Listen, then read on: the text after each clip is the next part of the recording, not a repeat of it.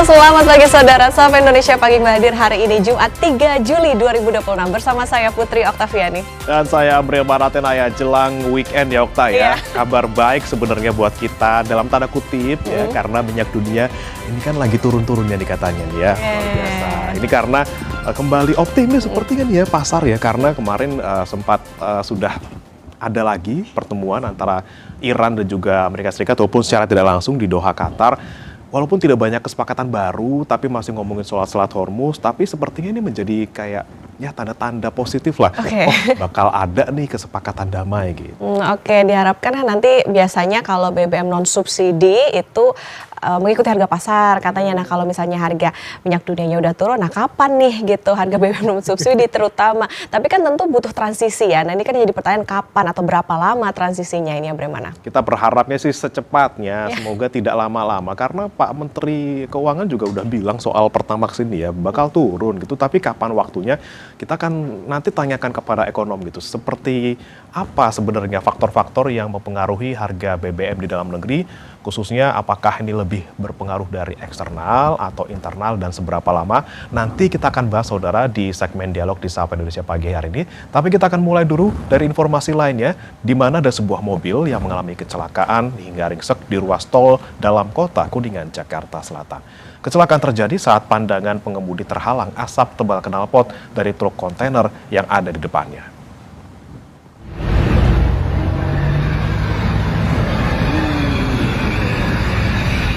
Kondisi mobil ringsek dan rusak parah hingga pengemudi dilaporkan mengalami luka ringan. Polisi bilang kecelakaan terjadi karena pengemudi kehilangan pandangan, kemudian menabrak truk yang berada di depannya. Sementara kendaraan truk yang asapnya menghalangi pandangan masih dalam penyelidikan petugas. Melaju di dalam tol, namun di depannya ada kendaraan trailer yang mengeluarkan asap dari knalpot, sehingga Alphard tersebut supir dari kendaraan Alphard itu tidak bisa melihat karena terhalang oleh asap knalpot. Berikutnya saudara, proses pemadaman TPA Jatiwaringin masih terus dilakukan tim damkar. Sejumlah titik api mulai terlihat padam.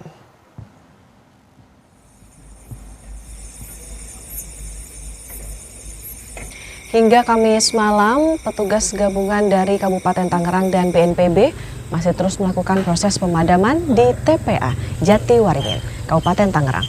Masih ada sejumlah titik api yang diwaspadai. Petugas masih melakukan proses pendinginan di seluruh area TPA.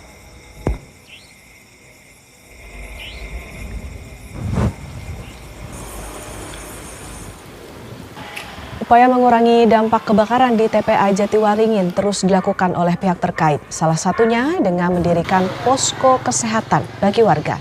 Di hari pertama posko dibuka, 90 warga telah menjalani pemeriksaan kesehatan. Selain alami gangguan pernapasan akibat asap, keluhan yang paling banyak ditemukan yaitu hipertensi pada warga lanjut usia.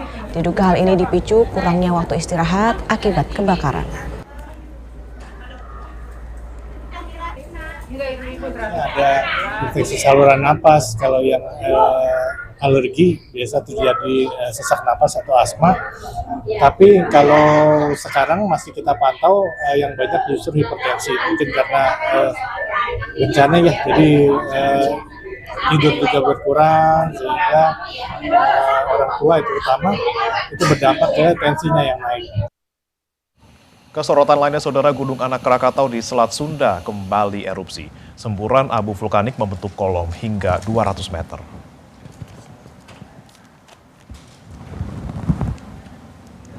Puncak aktivitas Gunung Anak Krakatau terjadi pada Kamis siang dengan kolom abu yang cukup pekat mengarah ke barat laut.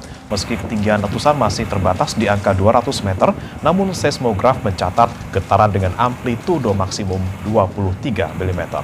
Meski tergolong kecil, petugas tetap mewaspadai karena adanya rentetan 20 kali gempa hybrid yang menandakan aliran magma masih berlangsung. Petugas juga mencatat adanya peningkatan kegempaan sejak 18 Juni lalu. Saat ini Gunung Anak Krakatau berstatus waspada atau level 2. Masyarakat dilarang mendekati gunung dengan radius 2 km. Cuman mulai tanggal 18 Juni kemarin ada sedikit peningkatan kegempaan dari hembusan dari frekuensinya, dari vibrinya. Terus terlihat kalau dari satelit Sentinel terlihat titik api. Dan baru hari ini ada erupsi jam 14.05. Ketinggiannya cuma 200 meter, cuma sekali aja. Seorang balita berumur 3 tahun menjadi korban penyanderaan seorang pria di Konawe, Sulawesi Tenggara. Pelaku menyandra korban dengan senjata tajam membuat sang balita mengalami trauma. Ketegangan tiba-tiba terjadi di depan kantor Makoramil 141707 Sampara, Konawe, Sulawesi Tenggara, Rabu 1 Juli pagi. Seorang pria yang diduga mengalami gangguan kejiwaan menyandra seorang balita 3 tahun dengan menggunakan senjata tajam. Menurut pihak keluarga, kejadian bermula saat pelaku meminta keluarganya mengantarkan ke kantor polisi dengan alasan ada yang hendak membunuhnya. Namun sesampainya di kantor polisi, pelaku meminta diantar ke Mapolda. Keluarga yang kesal meninggalkan pelaku di pinggir jalan. Namun tak berselang lama terdengar suara teriakan dari seorang balita yang tengah disandra pelaku. Polisi bersama anggota TNI berhasil melumpuhkan pelaku tanpa ada korban jiwa. Koramil dan anggota Polsek berusaha untuk menenangkan, namun terduga pelaku tidak mengindahkannya sehingga salah satu anggota personil Koramil Sampara berinisiatif untuk lewat belakang. Kemudian anggota tersebut langsung menyergap pelaku dari belakang. Akibat peristiwa itu, korban mengalami trauma dan terus menangis. Korban langsung diserahkan ke pihak keluarga. Sedangkan pelaku langsung dibawa ke Polsek Sampara untuk pemeriksaan lebih lanjut. Sarman, Kompas TV, Konawe, Sulawesi Tenggara. Terkejut dan marah itulah yang dirasakan keluarga korban usai menyaksikan rekonstruksi kasus penganiayaan berat yang dilakukan tersangka Taufik Hidayat. Dalam reka ulang itu, Taufik Hidayat mengakui semua perbuatannya. Yang akan lihat adegan apa aja, Kang? Adegan yang biasa. Afif, kakak korban penganiayaan yang dilakukan tersangka Taufik Hidayat, tak kuasa menahan kemarahannya usai menyaksikan adegan rekonstruksi. Dengan emosi, Afif tak habis pikir terhadap pelaku yang tega menganiaya sang adik dengan cara keji. Keluarga menyaksikan langsung reka ulang di Gedung Direktorat Perlindungan Perempuan dan Anak dan Pemberantasan Perdagangan Orang Polda Jabar.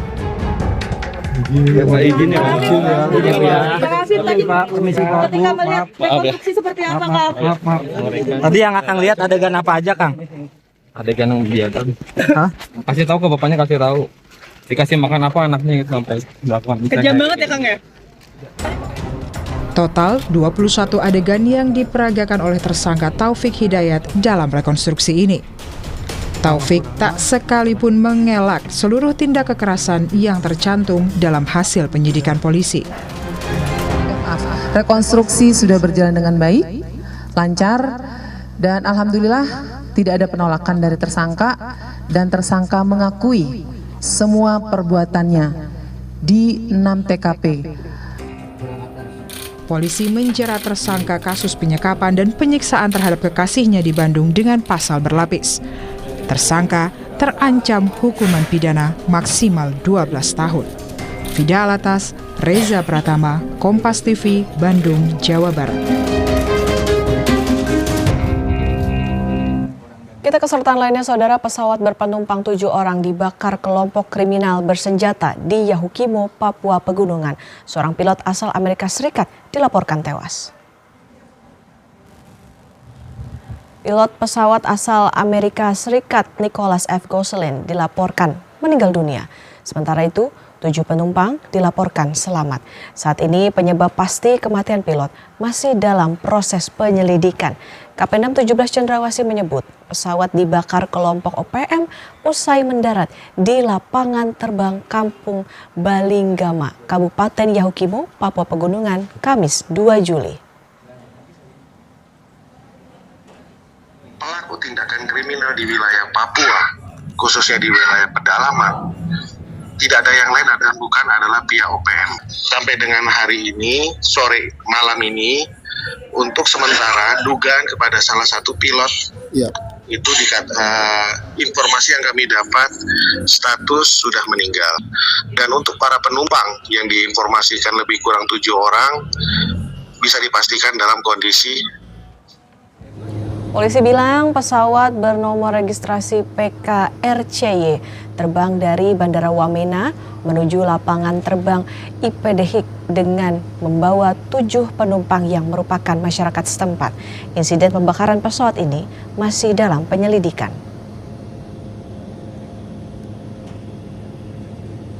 Masyarakat setempat, dari informasi yang diperoleh, salah satu pesawat yang melintas di atas Bandara Balingga telah melihat puing pesawat dalam kondisi terbakar, dan sementara aparat keamanan TNI Polri belum bisa menjangkau lokasi tersebut karena keterbatasan sarana transportasi, bahwa lokasi tersebut hanya bisa dijangkau menggunakan transportasi udara.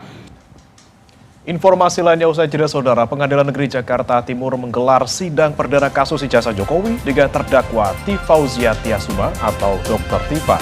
Jaksa mendakwa Dr. Tifa melakukan pencemaran nama baik terkait tuduhan ijazah palsu Presiden ke-7 RI Joko Widodo.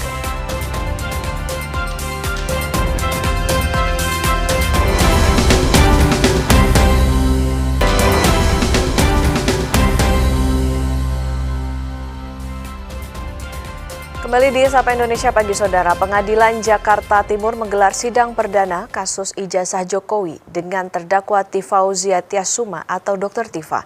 Jaksa mendakwa Dr. Tifa melakukan pencemaran nama baik terkait tuduhan ijazah palsu Presiden ke-7 RI Joko Widodo. Dalam dakwaan, jaksa menyebut Dr. Tifa menuding ijazah Jokowi palsu karena menemukan berbagai kejanggalan. Jaksa menyatakan UGM telah memastikan Jokowi merupakan lulusan Fakultas Kehutanan. Namun, Dr. Tifa tetap menuduh ijazah Jokowi palsu melalui media sosial. Jaksa menyatakan perbuatan terdakwa mengandung tuduhan yang tidak benar. Ini adalah keponakan Pak Jokowi, tim advokatnya. Sepupu ya. Saat sidang, hakim sempat bertanya ke terdakwa Tifa, apakah akan melakukan upaya perdamaian dengan korban? Terdakwa kasus pencemaran nama baik Jokowi, Dr. Tifa bilang tidak akan mengajukan restoratif justice. Terdakwa mengklaim akan tetap melakukan perlawanan terkait kasus yang menjeratnya. Saudara bisa melakukan atau mengupayakan perdamaian dengan korban. Apakah saudara akan mengakui dakwaan? Izin Yang Mulia, pertama saya tidak akan melakukan restoratif justice. Ya. Kedua, saya akan melakukan perlawanan. Siap. Ketiga, saya tidak akan menerima plea bargain. Roy Suryo hadir di Pengadilan Negeri Jakarta Timur untuk mendukung Dr. Tifa. Roy menyoroti nama-nama yang pernah menjadi tersangka dalam kasus pencemaran nama baik Jokowi dalam dakwaan jaksa. Menurut Roy, seharusnya tidak ada penghentian penyidikan maupun restoratif justice sehingga nama-nama tersebut dapat diproses hingga persidangan. Tersangka lain sebelumnya yang ternyata harusnya masih ikut juga terlibat di dalamnya. Ada nama Egy Sujana, banyak banget tadi ya, yang kejadian di kantornya Egy Sujana. Ada banyak unggahan dari dokter palsu itu ya, dari dokter Rismon Hasiulansianipar, banyak banget ya, balik akademi itu akun-akunnya dia. Nah harusnya makanya dia tidak bisa kemudian mendapatkan RJ atau kemudian di SP3 begitu saja. Siapa yang mengunggah pertama? Itu yang jelas-jelas betul nanti harus diungkap. Tidak ada nama Dian Sandi yang saya dengar tadi, ya padahal itu jelas betul.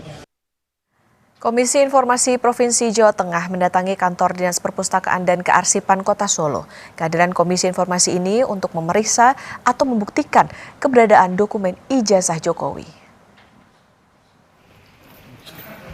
Ketua Majelis Komisioner Komisi Informasi Provinsi Jawa Tengah, Ermi Sri Ardianti, menjelaskan pemeriksaan ini dilakukan untuk menindaklanjuti dalil-dalil yang diajukan dalam sidang sengketa informasi publik terkait ijazah Joko Widodo. Hal yang disengketakan adalah informasi terkait dokumen ijazah Joko Widodo yang digunakan pada saat pendaftaran Wali Kota Solo tahun 2005 lalu. Dalam persidangan sebelumnya, pihak termohon yakni Pemkot Solo mendalilkan dokumen ijazah yang dimohonkan tersebut tidak dikuasai atau dimiliki oleh lembaga kearsipan daerah maupun dinas perpustakaan setempat.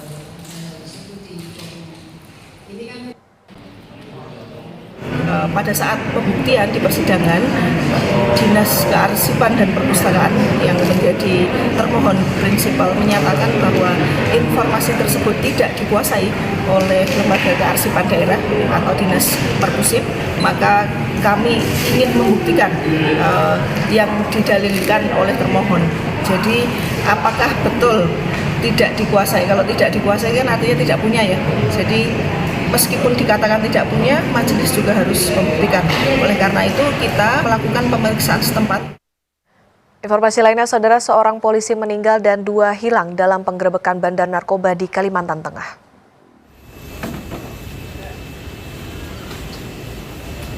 Penggerebekan bandar narkoba di Desa Tumbang Kaleme, Kecamatan Katingan Tengah, Kabupaten Katingan, Kalimantan Tengah, mendapat perlawanan pada Kamis dini hari. Dalam upaya menyelamatkan diri, seorang polisi tewas dan 2 lainnya masih dicari. Polisi sempat melepas tembakan peringatan saat terjadi perlawanan, termasuk dari keluarga terduga pelaku. Polisi masih mengejar para pelaku. Saya sudah turunkan tim dari Polda untuk backup untuk mengungkap perkara yang ada di sana. Ya, nanti kita lihat seperti apa duduk perkaranya. Ya, sekarang yang pasti saya akan utamakan dulu menyelamatkan anggota saya yang saat ini dalam pencarian. Badan Narkotika Nasional menyita narkotika jaringan internasional seberat 3,37 ton dari Thailand dan Indonesia melalui jalur Malaysia. Narkotika jenis kanabis sativa ini rencananya akan dijadikan bahan baku untuk membuat cairan cartridge rokok elektrik oleh para tersangka. Narkotika ini disita dari Komplek Pergudangan Gresik, Jawa Timur. Pengungkapan ini menjadi salah satu yang terbesar di Indonesia. Kepala BNN Suyudi Aryoseto menyatakan pelaku berhasil mengelabui petugas imigrasi dengan menyembunyikan barang haram tersebut ke dalam koper dan produk lateks bersama dengan dokumen resmi. Upaya penyelundupan kuncup bunga kanabinoid atau cannabis buds asal Thailand melalui jalur impor resmi. Barang haram tersebut disamarkan di antara tumpukan koper dan produk lateks, dilengkapi dokumen kepabeanan yang tampaknya sah, rencanakan untuk digunakan sebagai bahan baku penghasil ekstrak tetrahidrokannabinol atau THC yang selanjutnya akan dimanfaatkan sebagai cairan isi ulang atau cartridge rokok elektrik. Seminar Nasional Perisai Badan Peradilan Umum dan Sarasehan Interaktif Badan Peradilan Umum digelar di Auditorium Fakultas Hukum Universitas Jember, Jawa Timur, Sabtu 20 Juni 2026. Kegiatan ini digelar dengan mengangkat tema refleksi penegakan hukum. Forum ini menjadi ruang antara interaksi hakim, akademisi, mahasiswa, dan praktisi hukum dalam membahas berbagai persoalan strategis pasca berlakunya KUHP baru.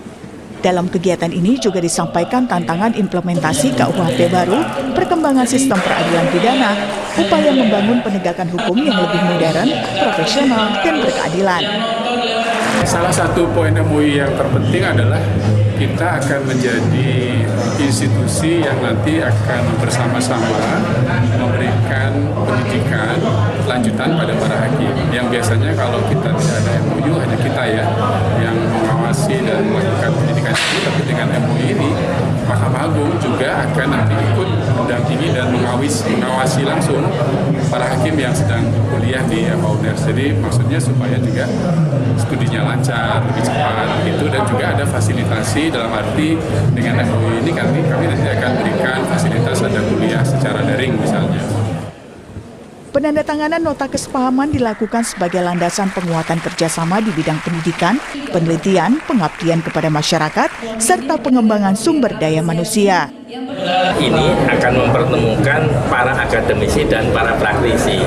Biasanya para praktisi ini kering dengan teori, para akademisi itu penuh dengan teori, tetapi khasanah prakteknya dia tidak memahami. Nah, ini mempertemukan para teorisi dan para akademisi dengan para praktisi untuk bersinergi, ini sangat bagus karena akademisi akan memberi pencerahan sehingga nanti praktisi itu tidak kering, tetapi dia hidup dan berdasarkan teori. Nanti putusan-putusan itu akan menjadi lebih baik karena dia berpijak pada dasar-dasar teori, asas-asas hukum, dan mungkin juga jurisprudensi.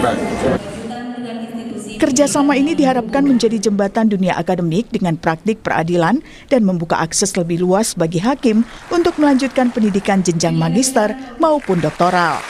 Hernawan Mustika, Kompas TV, Jember, Jawa Timur.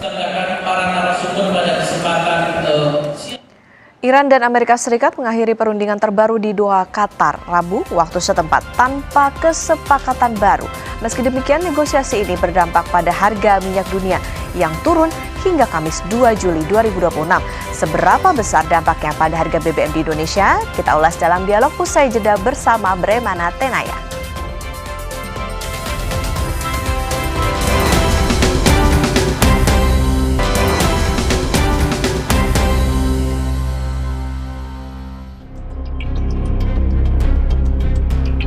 Iran dan Amerika Serikat mengakhiri perundingan terbaru di Doha, Qatar, Rabu waktu setempat tanpa kesepakatan baru. Wakil Presiden Amerika Serikat J.D. Vance menyebut pembicaraan masih berada pada tahap awal. Well, right now, the technical negotiators are sitting down with the Iranians, with the Qataris, and with others in Doha. You know, talking about some of the details here, making sure commercial traffic really does. It's already started in an amazing direction. That's what they're focused on. And then, you know, we're worried about the nuclear issue. We're going to start talking about that. So right now, the talks are going well. It's still pretty early, but talks are going well. Tidak adanya kesepakatan baru antara Amerika Serikat dan Iran, hal ini pun berdampak pada harga minyak dunia yang turun hingga Kamis 2 Juli 2026. Pasar menilai negosiasi Amerika Serikat dan Iran harusnya membuka peluang meredanya ketegangan geopolitik yang sempat memicu kekhawatiran terhadap pasokan minyak dari Timur Tengah. Dikutip dari Bloomberg, harga minyak dunia dalam 1 bulan terakhir jenis West Texas Intermediate atau WTI turun dari $93,7 per barel pada Juni 2026 lalu merosot ke $68,5 per barel pada 2 Juli 2026. Negosiasi yang alot di Doha, Qatar kemarin justru memfokuskan status Selat Hormuz yang tetap menjadi salah satu poin utama. Iran dan Amerika Serikat sementara ini sepakat mengizinkan kapal melintas tanpa membayar biaya selama 60 hari. Iran mengklaim kedaulatan atas Selat Hormuz adalah milik Iran dan Oman. Iran bersikeras pegang kendali rute kapal yang nantinya memungut biaya perlintasan.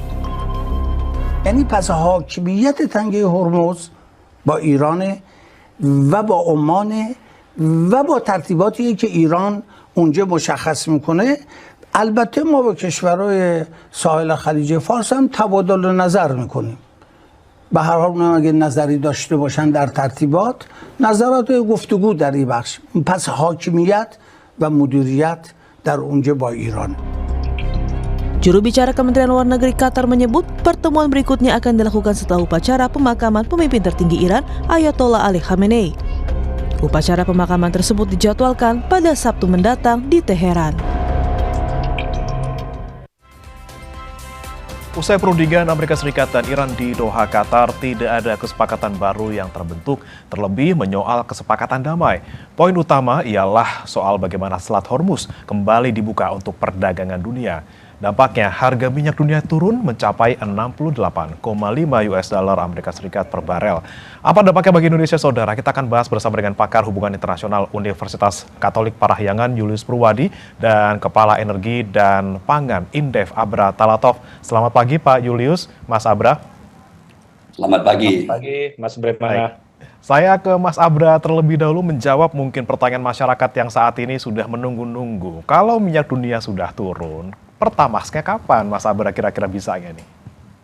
Ya, Mas Bre, jadi tentu pemirsa masyarakat semuanya sehari-hari ini mengikuti ya dinamika geopolitik dunia antara Amerika dengan Iran ya, dan memang dalam waktu belakangan ini ada eh, tensi yang mereda. Ya, ada harapan besar dari masyarakat dunia bahwa dengan berakhirnya konflik tersebut nantinya diharapkan krisis energi dunia ini bisa hilang dan akhirnya perekonomian dunia bisa pulih.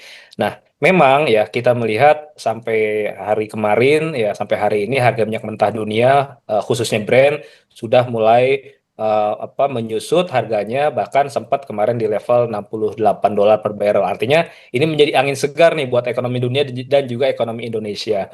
Tetapi memang dalam konteks pergerakan harga jual BBM, BBM ini kan ada dua jenis ya Mas, subsidi dan non subsidi. Nah, kalau yang subsidi sudah jelas pemerintah sejak awal memastikan, menjanjikan tidak akan ada perubahan harga, tidak ada kenaikan. Pemerintah akan mengalokasikan APBN ya untuk menambah potensi besaran subsidi dan kompensasi BBM subsidi. Nah, yang jadi pertanyaan publik kan BBM non subsidi. Salah satunya adalah Pertamax, baik itu Pertamax 92 maupun seri Pertamax Green. Nah, ini yang sebulan terakhir ini kan menjadi perbincangan publik nih. Kenapa bulan lalu harganya naik ya? Karena masyarakat merasa di tengah bulan Juni ya, ketika ada ekspektasi damai antara Amerika dan Iran, ini harga minyak mentah terus turun nih. Nah, masyarakat mungkin kan secara spontan berpikir kalau harga minyak dunia turun, harusnya harga BBM non subsidi juga turun. Jadi ya masyarakat tentu punya pemahaman yang ya sangat wajar gitu. Nah, cuma memang lagi-lagi ya kami memang kita harus bisa juga memberikan informasi dan pemahaman yang utuh bahwa pergerakan harga BBM non subsidi itu sebetulnya juga ada mekanismenya tersendiri. Jadi untuk harga BBM non subsidi ini kan jenis produk yang berjalan secara dengan mekanisme pasar. Artinya setiap badan usaha itu bisa menetapkan harga jual BBM non subsidi ya berdasarkan dengan formulasi harga yang sebetulnya sudah diatur oleh pemerintah, yaitu Kepmen SDM nomor 245 tahun 2022. Dan itu ada komponennya Mas, yaitu pertama tadi adalah harga minyak mentah dunia yang saat ini turun, dan yang kedua juga yang tidak kalah penting adalah variabel nilai tukar rupiah. Nah, memang betul harga minyak mentah sudah melandai ke level $70, bahkan sudah mendekati atau sama dengan asumsi APBN kita di tahun ini, yaitu $70 per barrel. Nah, tetapi variabel kedua ini yang terkait dengan nilai tukar rupiah yang sampai hari ini masih di level 17.900 atau hampir 18.000, masih lebih tinggi dibandingkan asumsi APBN, yaitu Rp16.500. Ini juga sebetulnya menjadi salah satu bobot yang menentukan ya harga jual BBM non subsidi. Maka pastinya saya meyakini bahwa setiap badan usaha dan pemerintah pasti akan memastikan secara transparan bahwa harga jual BBM non subsidi ini harus mengikuti dengan regulasinya dan mengikuti mekanisme pasar. Artinya naik turunnya itu memang berlaku secara wajar, tidak ada yang ditutup-tutupi. Nah, masyarakat ini kan butuh informasi yang transparan. Kenapa naik, kenapa turun, kapan naik, kapan turun. Dan saya merujuk Mas Bre di tahun 2022 dan juga bahkan di tahun lalu. Jadi harga BBM non subsidi ya ketika memang harga minyak mentah itu mengalami penurunan, itu di bulan berikutnya ya pasti akan terjadi penurunan juga gitu Mas. Pasca perang Rusia Ukraina. Tetapi waktu itu memang nilai tukar rupiah kita relatif stabil. Agak berbeda memang kondisinya dengan saat ini. Jadi ya besar harapan kita semua publik bahwa pemerintah mampu menjelaskan bahwa harga BBM non subsidi ini kapan akan diturunkan dan seberapa besar. Apakah memang memungkinkan harganya itu kembali turun di harga normal sebelum kenaikan, yaitu Pertamax 92 sebesar Rp13.200 per liter gitu Mas. Ini kan mungkin harapan semua orang seperti itu Mas Bre. Oke, nah kalau kita berkaca tadi dengan ketika minyak dunia turun, sebulan kemudian turun, apakah dengan kondisi saat ini bisa seperti itu Mas? Karena ini harga BBM yang lain turun loh, ini Pertamina Dex, kemudian Dexlite ini juga turun, Pertamax Turbo juga turun, kenapa Pertamaxnya kok susah? Memang ada apanya gitu, apa yang kemudian menyulitkan Pertamina misalnya untuk tidak menurunkan Pertamax di level mungkin sama seperti sebelum naik gitu Mas? Ya. Pertama, analisa saya Mas, kenapa harga Pertamax ya, baik yang 92 maupun yang grade ini belum diturunkan di 1 Juli kemarin. Pertama, harga keekonomian Pertamax ya khusus yang 92 ya, sebetulnya dari informasi yang beredar itu kan per liternya itu sekitar 20.000 sampai 21.000 rupiah per liter harga keekonomian yang harusnya dijual oleh Pertamina. Nah, tetapi yang dijual ke masyarakat ya sejak pertengahan Juni lalu ya, sebesar 16.250 rupiah per liter. Artinya masih ada selisih antara harga keekonomian dengan harga jual sekitar 18%. Artinya sebetulnya harga yang diterima masyarakat dalam setengah bulan terakhir ini itu lebih murah dibandingkan harga yang seharusnya. Kalau memang informasinya betul ya, harga keekonomian lebih tinggi dibandingkan harga jual yang diterima oleh masyarakat. Nah, artinya memang penurunan atau masih tertahannya harga BBM jenis Pertamax ini saya menduga memang karena secara real ya harga keekonomian itu masih tinggi. Nah, yang kedua juga adalah karena masih melihat ya evaluasi pergerakan harga dalam 1 bulan terakhir, yaitu dari 25 Mei sampai 24 Juni, sebulan terakhir itu nanti dievaluasi berapa pergerakan harga minyak mentahnya, termasuk juga rupiahnya berapa. Apakah rupiahnya memang menurun juga, menguat, atau memang rupiahnya melemah, karena dua variabel itu menjadi variabel penting, Mas. Jadi tidak hanya bisa dilihat hanya dari sisi harga minyak mentah, tetapi juga harus bisa dilihat dari sisi nilai tukar rupiah. Termasuk juga pasti dari biaya distribusi, logistik, biaya pengolahan, dan lain sebagainya, Mas. Selain harga keekonomian tadi mungkin yang menahan Pertamax, tapi juga tadi ya macam-macam hitung-hitungannya banyak sekali soal harga minyak ini jangan-jangan malah dalam 2 hari 3 hari ke depan malah naik, atau nilai tukar rupiah kita juga mungkin semakin melemah seperti itu ya. Saya ke Pak Julius. Pak Julius, kalau kita lihat kemarin di Doha sudah ada pertemuan lagi, walaupun sempat dari 14 poin yang di pertengahan Juni diwarnai saling serang, kemudian mereka bertemu lagi walaupun tidak secara langsung, Amerika Serikat dan juga Iran, sudah memberikan sedikit sentimen positif ke pasar sehingga harga minyak dunia turun. Apa yang terjadi kemarin ini di Doha, apakah ini bisa menjadi langkah yang pembuka juga gitu, Pak Julius, paling tidak untuk memperbaiki apa yang kemarin sudah terjadi, saling serang di antara kedua negara? Ya, saya kira betul banget ya. Ada tren positif yang sedang dijaga oleh Presiden Trump ya, dan juga termasuk Iran. Bagaimana supaya sentimen pasar itu sifatnya positif. Jadi sekalipun di Doha belum menghasilkan sesuatu yang sangat substantif, hal-hal teknis terkait misalnya dengan Selat Hormuz, kemudian pencairan dana Iran yang dibukukan di luar negeri gitu ya. Namun demikian gitu ya, Trump itu menyampaikan ke publik bahwa ada perkembangan positif, misalnya terkait dengan denuklirisasi. Saya melihat intensinya adalah untuk menjaga sentimen pasar, Mas Pri. Sekalipun itu sebetulnya tidak betul ya. Yang disampaikan oleh Presiden Trump adalah Iran menyepakati denuklirisasi. Ya, dan saya sebut itu bohong sebenarnya, karena kalau kita melihat dari sumber resmi, isu tentang nuklir belum dibahas di Doha dalam negosiasi tidak langsung ya di antara dua pihak ini. Dan ini kelihatannya memang disengaja oleh Trump by design, bagaimana dalam waktu dekat ini terjaga dengan baik para pelaku bisnis untuk melihat situasi dengan positif. Dan saya akan melihatnya setidaknya dalam 3-4 bulan ini ke depan ini, Mas Bre, bahwa tren positif bahwa kedua belah pihak memilih jalur perundingan bukan jalur peperangan itu akan dijaga minimal sampai akhir Oktober dan puncaknya di awal November, yaitu pada waktu terjadinya pemilihan selah. Nah, setelah itu kita tidak tahu, tapi paling tidak kita boleh optimis saya kira ya, bahwa harga BBM di kita yang dipengaruhi oleh gejolak minyak dunia itu bisa terjaga setidaknya ya gitu. Kalau kita memakai asumsi bahwa kemarin pada waktu serangan Amerika Serikat 28 Februari menaikkan harga minyak mentah, pemerintah Indonesia kan tidak langsung menaikkannya, menaikkan harga non subsidi, dan butuh 3 bulan akhirnya menaikkan. Saya kok berpikir ini analis ekonomi politik, barangkali pemerintah juga butuh 3 bulan berikutnya untuk melihat situasi dan memutuskan. Dan ketika situasinya mungkin akan berubah gitu ya, BBM moga-moga ya yang non subsidi sudah menurun. Mas Bre. Oke, jadi kalau naiknya kemarin telat, turunnya juga bisa jadi telat gitu Pertamaxnya gitu kalau kita bisa lihat. Tapi Pak Julius, kalau kita bicara soal tadi Amerika Serikat mungkin menahan diri, paling tidak selama sampai Oktober atau November gitu untuk menjaga situasi pasar. Tapi bagaimana dengan eksternalnya? Israel sudah bilang lagi gitu ya untuk akan membunuh Mojtaba Khamenei, dan dalam beberapa hari terakhir ke depan ini nanti di 4 Juli mungkin sudah akan ada gelaran pemakaman dari Ali Khamenei. Apakah ada potensi ancaman juga dari Israel untuk mengacak-acak apa yang kemudian sekarang jadi rencana Trump untuk paling tidak menjaga kondisi pasar sedikit kondusif situ, Pak? Ya, ini situasi ekstrim ya, yang betul-betul tiba-tiba bisa menjadi sangat negatif ya. Situasi yang sudah positif trennya, lalu kemudian tiba-tiba berbalik menjadi negatif.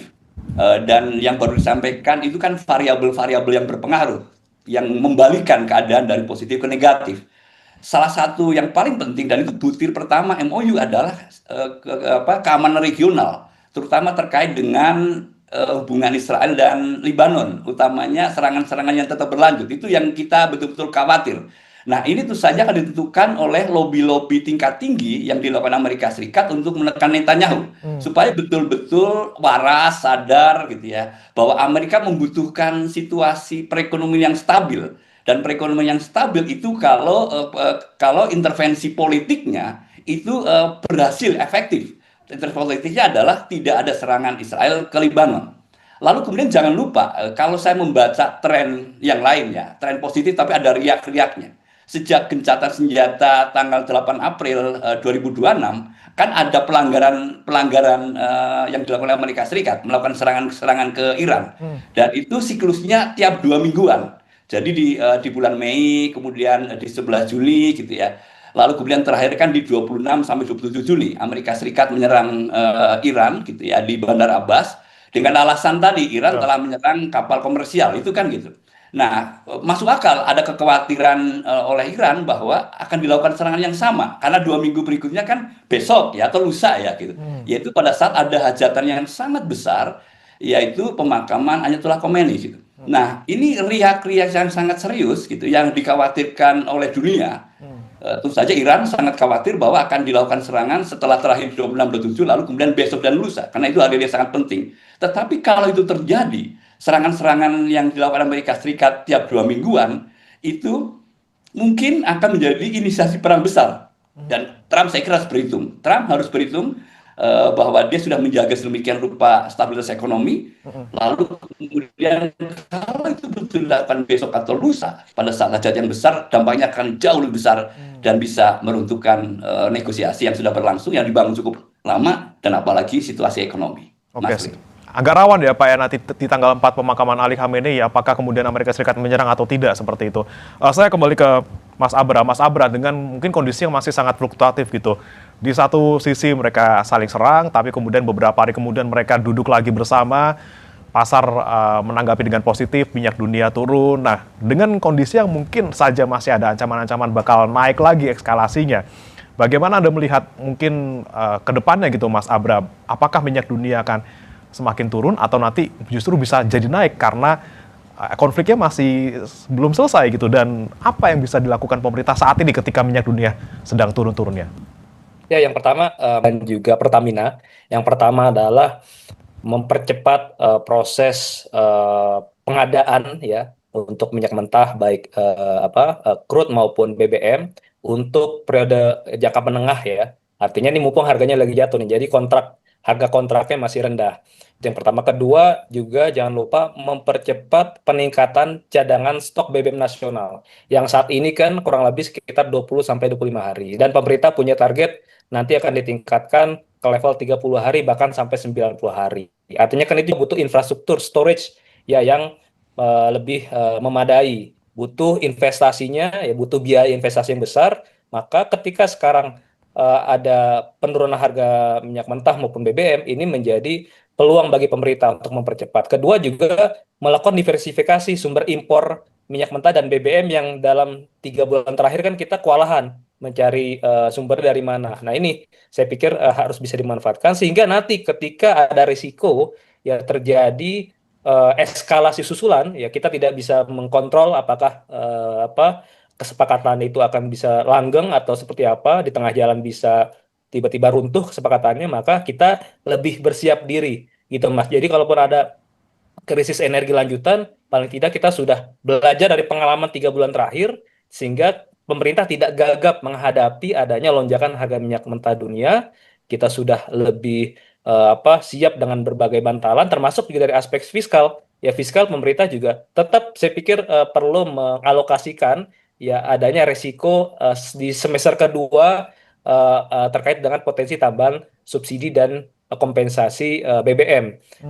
Yang terakhir, saya juga mendorong ataupun menyarankan kepada pemerintah agar masyarakat ini harus bisa diberikan kepastian mengenai transparansi harga BBM, khususnya BBM non subsidi. Ya meskipun ini BBM non subsidi, tentu masyarakat punya hak untuk mengetahui apakah memang harga jual BBM non subsidi saat ini nih kemahalan atau memang sudah wajar gitu harganya. Karena ini menjadi pertanyaan publik dan kita tahu di bulan lalu ini kan menjadi sentimen negatif oleh masyarakat, menjadi salah satu tuntutan masyarakat agar pemerintah mau menurunkan harga BBM non subsidi. Di mana selama ini dalam sejarahnya masyarakat itu menuntut penurunan harga BBM subsidi. Tapi sekarang BBM non subsidi pun dituntut untuk diturunkan. Nah, pemerintah kan sebetulnya tidak punya instrumen langsung untuk melakukan intervensi. Tetapi dengan transparansi tadi, dengan informasi yang terbuka, masyarakat pastinya nanti bisa menerima dengan baik. Dan ya pasti di tengah sekarang situasi daya beli masyarakat, khususnya kelas menengah yang juga tertekan, tentu kelas menengah juga punya aspirasi agar harga BBM non subsidi ini juga tetap bisa terjangkau. Jangan hanya melihat dari sisi harga BBM subsidi untuk kelas masyarakat bawah, tapi kelas menengah juga aspirasinya juga harus didengarkan pemerintah. Maka pemerintah juga perlu mencari solusi. Kalaupun nanti harga BBM non subsidi ini belum bisa diturunkan secara cepat ataupun secara signifikan nilai persentase penurunannya, kira-kira pemerintah akan melakukan kebijakan afirmasi apa yang lainnya yang juga bisa membantu menjaga daya beli masyarakat kelas menengah gitu Mas Bray. Oke, baik. Saya kembali ke Pak Julius. Pak Julius, jika kita melihat mungkin 14 poin yang disepakati di pertengahan Juni gitu, ini sepertinya kan banyak yang terlalu baik untuk Iran gitu.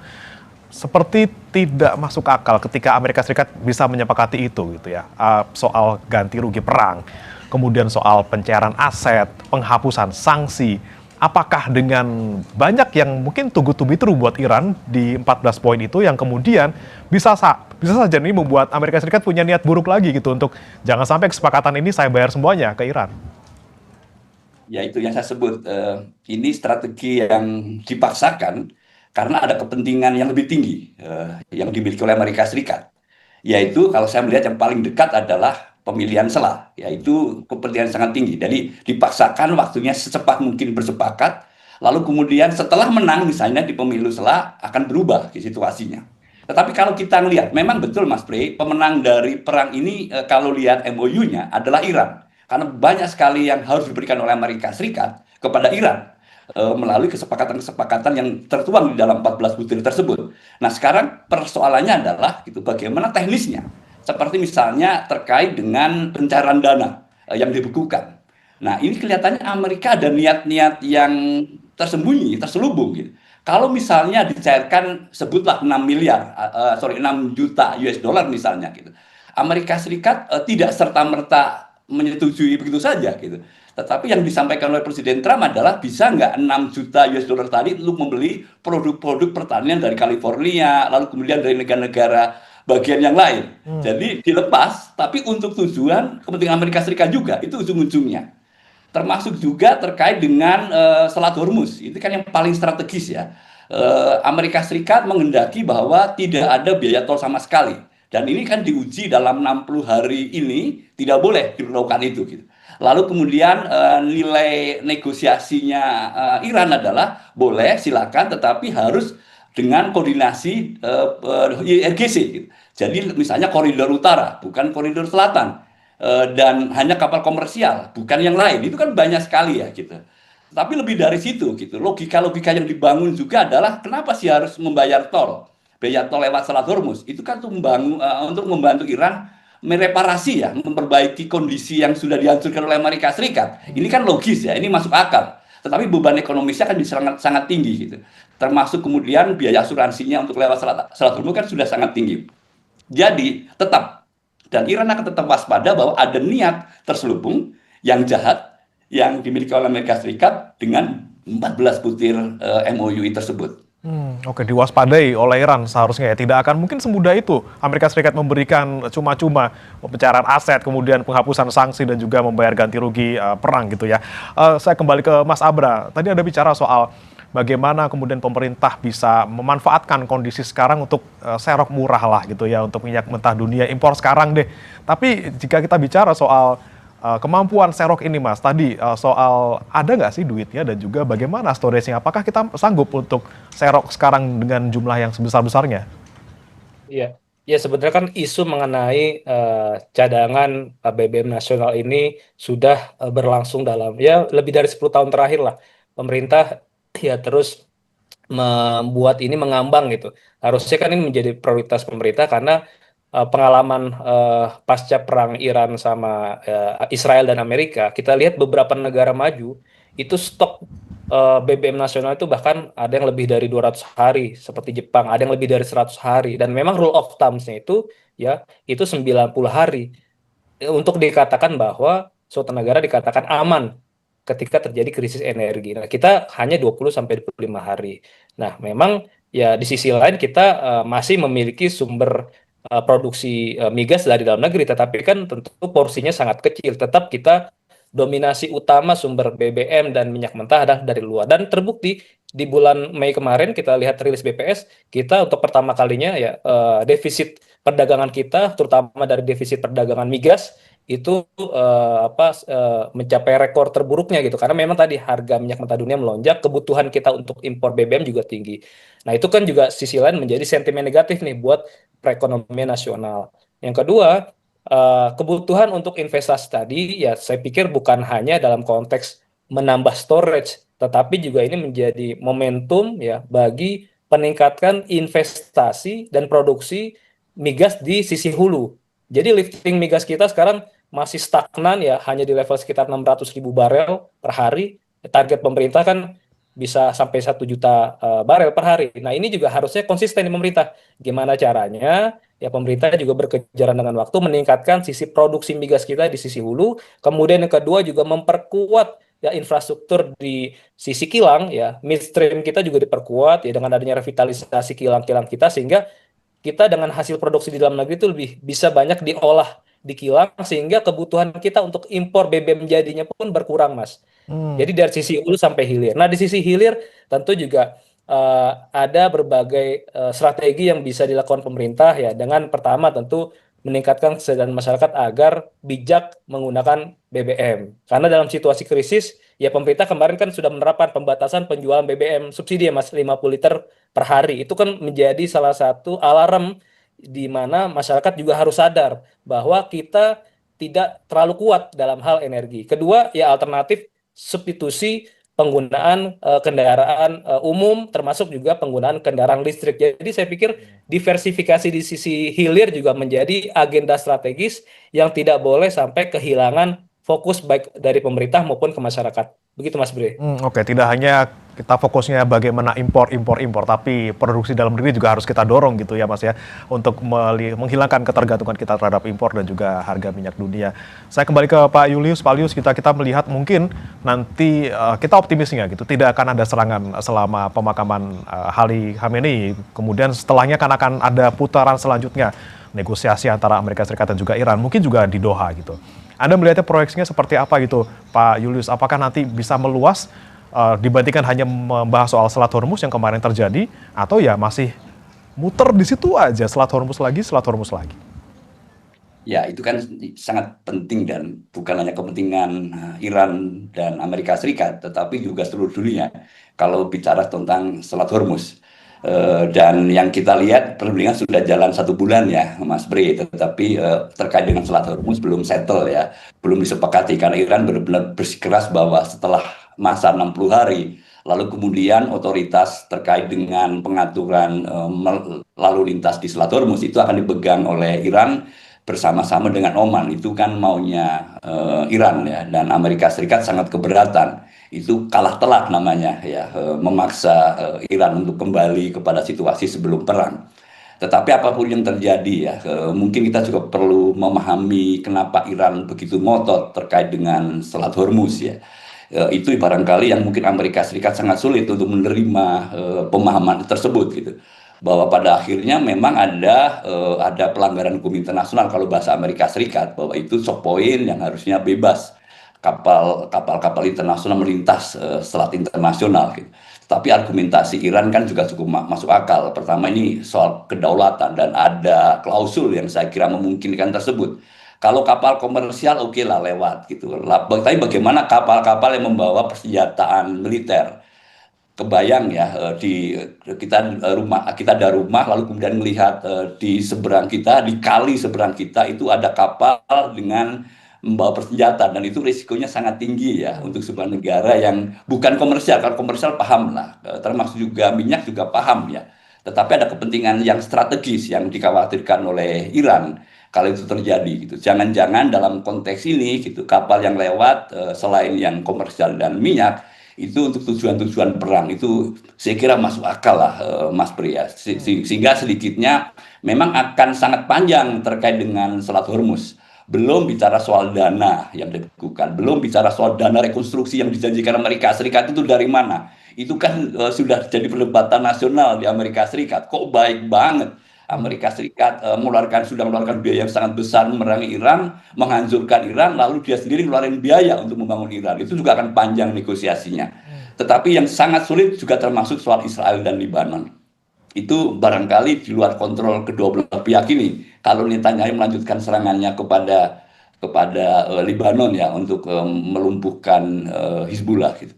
Nah, saya melihat 3 bulan lah, mungkin kita bisa agak tenang ya, 3 bulan sampai pemilu selesai ya Mas Pri ya, situasi akan cenderung trennya positif ya, dengan riak-riak kecil ya, kecil dalam pengertian saya adalah serangan-serangan, tetapi serangan tersebut adalah ditujukan untuk mendukung diplomasi negosiasi Amerika Serikat dan Iran.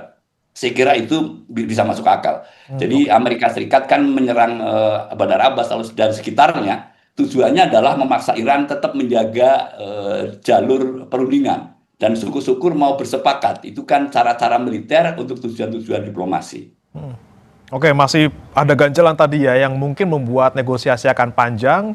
Soal Selat Hormuz, kemudian soal dana, baik tadi pencairan aset maupun juga tadi kompensasi yang harus dibayar Amerika Serikat. Juga masih ada soal Israel Lebanon yang masih sangat rumit gitu antara kedua negara. Mungkin itu yang bisa menjadi catatan buat pemerintah ya Mas Abra ya, bagaimana kemudian bisa membuat sesuatu ataupun melakukan sesuatu di tengah kondisi geopolitik antara Amerika Serikat dan juga Iran yang masih belum stabil. Bagaimana pemerintah bisa memberikan langkah-langkah tertentu tadi misalnya dengan serok di bawah, kemudian juga bagaimana memperkuat produksi dalam negeri. Kita nantikan bersama-sama seperti apa ke depannya, baik di luar negeri maupun apa yang kemudian diambil kebijakan di dalam negeri. Terima kasih Pak Julius Purwadi, pakar hubungan internasional Universitas Katolik Parahyangan, dan juga Mas Abra Talatov, Kepala Energi dan Pangan Indef, sudah bergabung bersama kami di Sapa Indonesia Pagi. Selamat pagi. Selamat pagi Mas Pri. Saudara, jangan beranjak, Sapa Indonesia Pagi masih akan kembali dengan informasi lainnya. Kejaksaan Agung menetapkan Sekretaris Deputi Promosi dan Kerjasama Badan Gizi Nasional berinisial LMI sebagai tersangka yang diduga terlibat dalam kasus korupsi penyimpangan tata kelola program makan bergizi gratis. LMI diduga merupakan oknum polisi.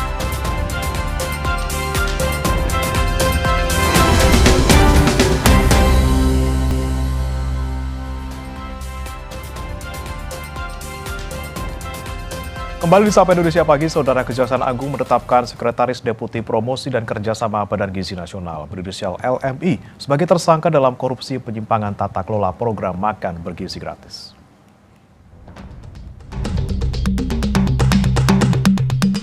Kejaksaan Agung menetapkan oknum polisi berinisial LMI sebagai tersangka korupsi penyimpangan tata kelola program makan bergizi gratis.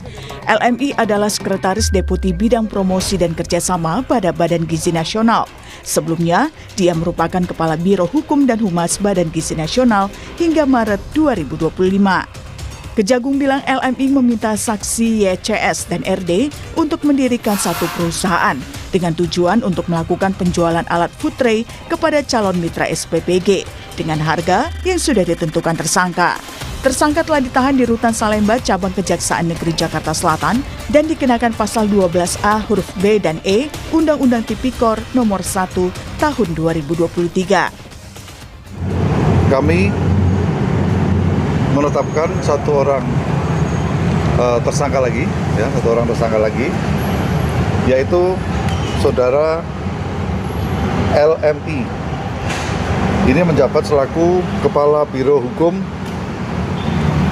dan Humas BGN itu sampai Maret 2025 dan saat ini selaku Sekretaris Deputi Bidang Promosi dan Kerjasama pada BGN. Ya. Terkait dengan LMI ini, apakah benar Pak itu dari jabatan kepolisian juga Pak? Maksudnya? Dia polisi juga gitu Pak? Iya, betul. Oke. Ya. Tapi menjabat di BGN ya. Iya. Pak. Ya. Kami menemukan adanya keterlibatan oknum TNI aktif ya di sini yang menjabat selaku Sekretaris Deputi Bidang Penyediaan dan Penyaluran BGN dan juga selaku pejabat membuat komitmen atau PPK dalam pengadaan barang jasa, ya, terutama pengadaan sepeda motor. Keterlibatan oknum polisi dalam korupsi MBG disoroti peneliti Pusat Kajian Anti Korupsi Universitas Gadjah Mada, Zainur Rohman. Menurutnya, menempatkan polisi aktif dalam struktur lembaga negara berpotensi disalahgunakan hingga bisa memicu korupsi. Justru problem yang jauh lebih besar adalah harusnya publik bertanya, kok bisa-bisanya ini TNI, Polri duduk dalam jabatan-jabatan di BGN? Apakah ini tidak semakin membuktikan bahwa penempatan penugasan personel-personel TNI Polri di luar struktur yang tidak terkait dengan tupoksi mereka itu sangat kontraproduktif, apalagi ketika struktur-struktur tersebut kemudian dalam tanda kutip basah gitu ya, potensi abuse of power-nya sangat tinggi. Ya memang polisi bukan militer ya, tetapi polisi itu pegang senjata loh. Polisi adalah alat negara. Statusnya aparat begitu ya. TNI. Betul Mbak Briska. Nah ini yang harusnya kita bahas gitu ya. Apalagi kan kemarin sudah ada perubahan undang-undang yang tidak memperhatikan saran-saran masukan aspirasi dari publik ya, baik undang-undang TNI maupun undang-undang Polri, di mana masih dimungkinkan bagi mereka untuk menduduki posisi-posisi di luar struktur yang aturannya sangat longgar, sangat fleksibel gitu ya. Selain menetapkan seorang polisi aktif menjadi tersangka, Kejaksaan Agung juga menemukan keterlibatan oknum anggota TNI dalam korupsi MBG. Oknum berinisial BU yang merupakan Sekretaris Bidang Penyediaan dan Penyaluran BGN berperan mengatur dan menggelembungkan harga dan pengarahan untuk pemilihan penyedia sepeda motor. Kejagung akan bekerja sama dengan penyidik dari militer untuk penanganan kasus ini. Tim Liputan, Kompas TV.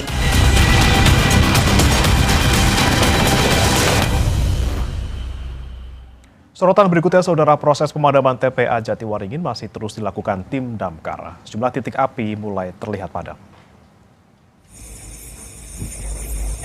Hingga Kamis malam, petugas gabungan dari Kabupaten Tangerang dan BNPB masih terus melakukan proses pemadaman di TPA Jatiwaringin, Kabupaten Tangerang.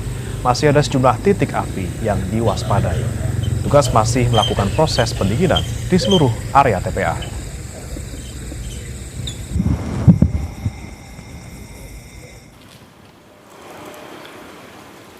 Upaya mengurangi dampak kebakaran di TPA Jatiwaringin terus dilakukan oleh pihak terkait, salah satunya dengan mendirikan posko kesehatan bagi warga. Di hari pertama posko dibuka, 90 warga telah menjalani pemeriksaan kesehatan. Selain menderita gangguan pernapasan akibat asap, keluhan yang paling banyak ditemukan yaitu hipertensi pada warga lanjut usia. Diduga hal tersebut dipicu kurangnya waktu istirahat akibat kebakaran.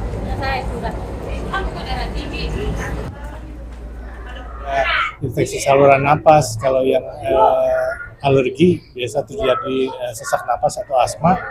Tapi kalau sekarang masih kita pantau yang banyak justru hipertensi, mungkin karena bencana ya. Jadi tidur juga berkurang, sehingga orang tua itu utama itu berdampak ke tensinya yang naik. Kita pantau kondisi terkini di TPA Jatiwaringin bersama jurnalis Kompas TV Tessa Lonika Ajeng dan juru kamera Aufa Farid. Selamat pagi Tessa, bagaimana kondisi terkini di sana? Apakah api sudah padam seluruhnya? Selamat pagi Bremana dan juga saudara. Kalau kami pantau sejak pada pukul 7 pagi tadi, memang tidak terlihat adanya titik api yang masih menyala di TPA Jatiwaringin ini. Akan ditunjukkan oleh juru kamera Aufa Farid bahwa di tempat saya melaporkan saat ini di TPA Jatiwaringin memang yang masih terlihat hanyalah kepulan asap putih, di mana kami juga masih belum bisa melihat apakah masih ada sumber atau titik api yang masih belum berhasil dipadamkan oleh petugas pemadam kebakaran yang sejak di hari pertama pada tanggal 1 Juli kemarin sudah mulai melakukan sederet upaya pemadaman dan juga pendinginan ini.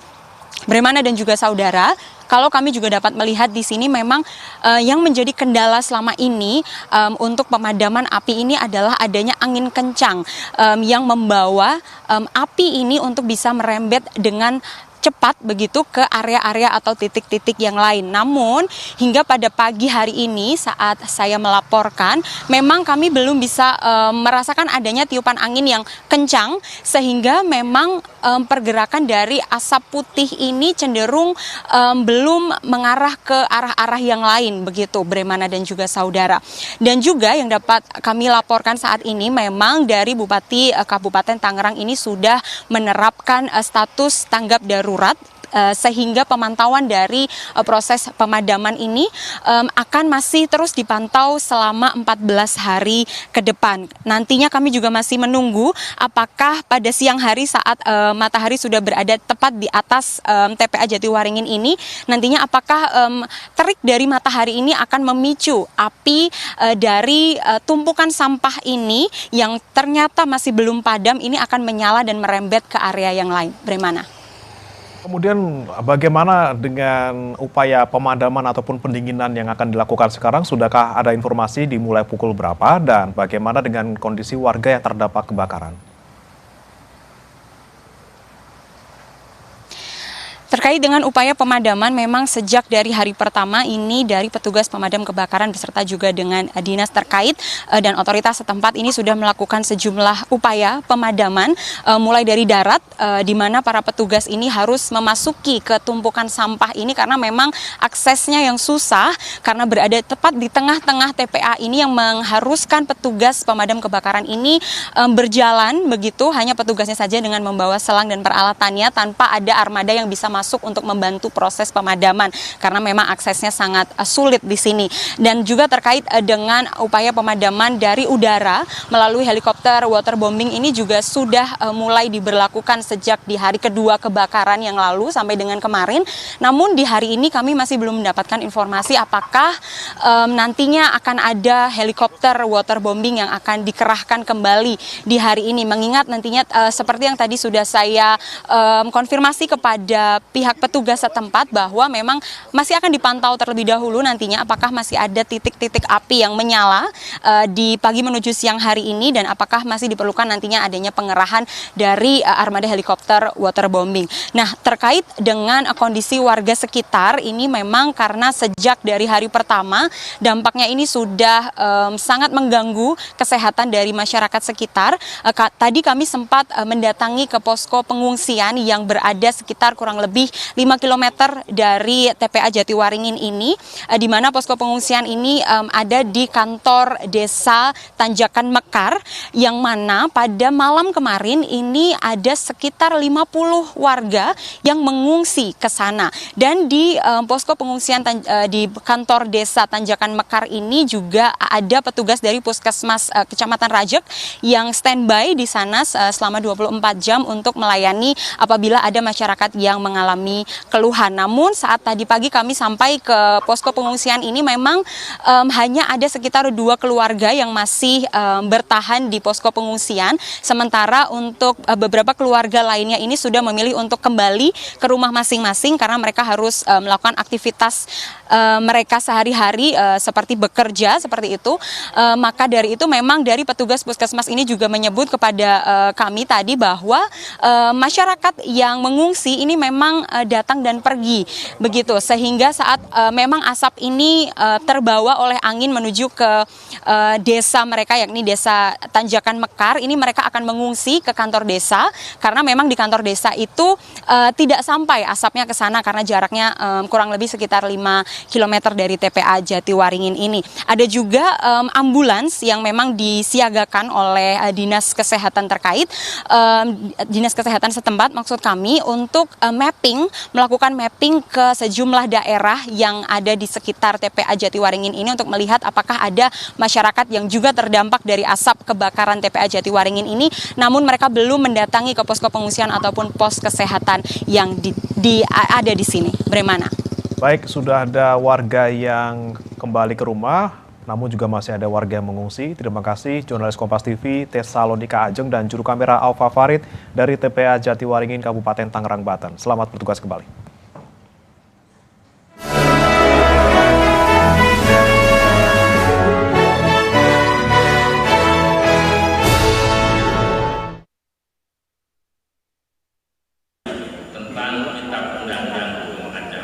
Seminar Nasional Perisai Badan Peradilan Umum dan Sarasehan Interaktif Badan Peradilan Umum digelar di Auditorium Fakultas Hukum Universitas Jember, Jawa Timur, Sabtu 20 Juni 2026. Kegiatan ini digelar dengan mengangkat tema refleksi penegakan hukum. Forum ini menjadi ruang antara interaksi hakim, akademisi, mahasiswa, dan praktisi hukum dalam membahas berbagai persoalan strategis pasca berlakunya KUHP baru. Dalam kegiatan ini juga disampaikan tantangan implementasi KUHP baru, perkembangan sistem peradilan pidana, upaya membangun penegakan hukum yang lebih modern, profesional, dan berkeadilan. Salah satu poin MUI yang terpenting adalah kita akan menjadi institusi yang nanti akan bersama-sama memberikan pendidikan lanjutan pada para hakim. Yang biasanya kalau kita tidak ada MOU, hanya kita ya yang mengawasi dan melakukan pendidikan itu, tapi dengan MOU ini Mahkamah Agung juga akan nanti ikut mendampingi dan mengawasi langsung para hakim yang sedang kuliah di UNER. Jadi maksudnya supaya juga studinya lancar, lebih cepat gitu, dan juga ada fasilitasi dalam arti dengan MOU ini kami nanti akan berikan fasilitas ada kuliah secara daring misalnya. Penandatanganan nota kesepahaman dilakukan sebagai landasan penguatan kerjasama di bidang pendidikan, penelitian, pengabdian kepada masyarakat, serta pengembangan sumber daya manusia. Ini akan mempertemukan para akademisi dan para praktisi. Biasanya para praktisi ini kering dengan teori, para akademisi itu penuh dengan teori, tetapi khasanah prakteknya dia tidak memahami. Nah, ini mempertemukan para teorisi dan para akademisi dengan para praktisi untuk bersinergi, ini sangat bagus karena akademisi akan memberi pencerahan sehingga nanti praktisi itu tidak kering, tetapi dia hidup dan berdasarkan teori. Nanti putusan-putusan itu akan menjadi lebih baik karena dia berpijak pada dasar-dasar teori, asas-asas hukum, dan mungkin juga jurisprudensi. Kerjasama ini diharapkan menjadi jembatan dunia akademik dengan praktik peradilan dan membuka akses lebih luas bagi hakim untuk melanjutkan pendidikan jenjang magister maupun doktoral. Hernawan Mustika, Kompas TV, Jember, Jawa Timur.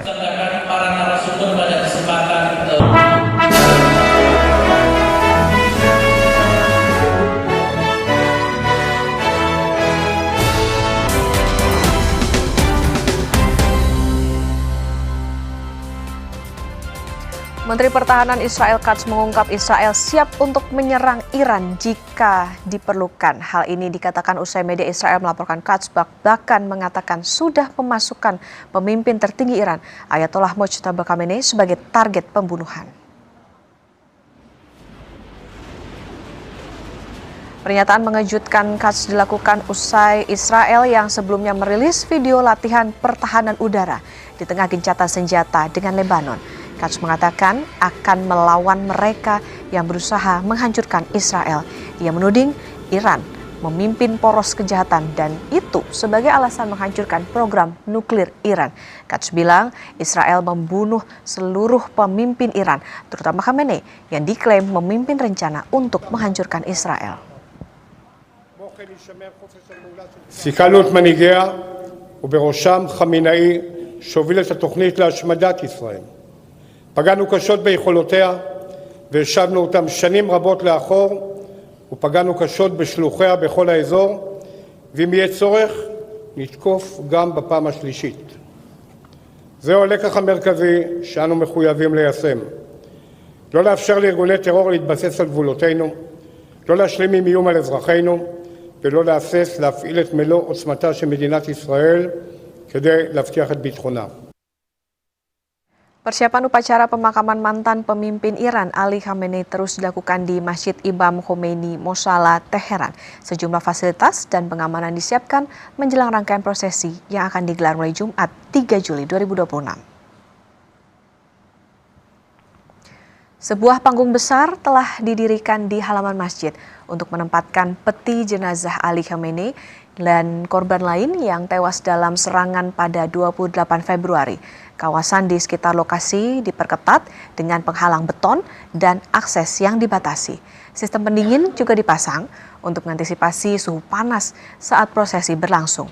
Upacara peringatan internasional dijadwalkan berlangsung pada 3 Juli, sedangkan pemakaman umum akan digelar sehari berikutnya sebelum prosesi pemakaman terakhir di Mashhad pada 9 Juli.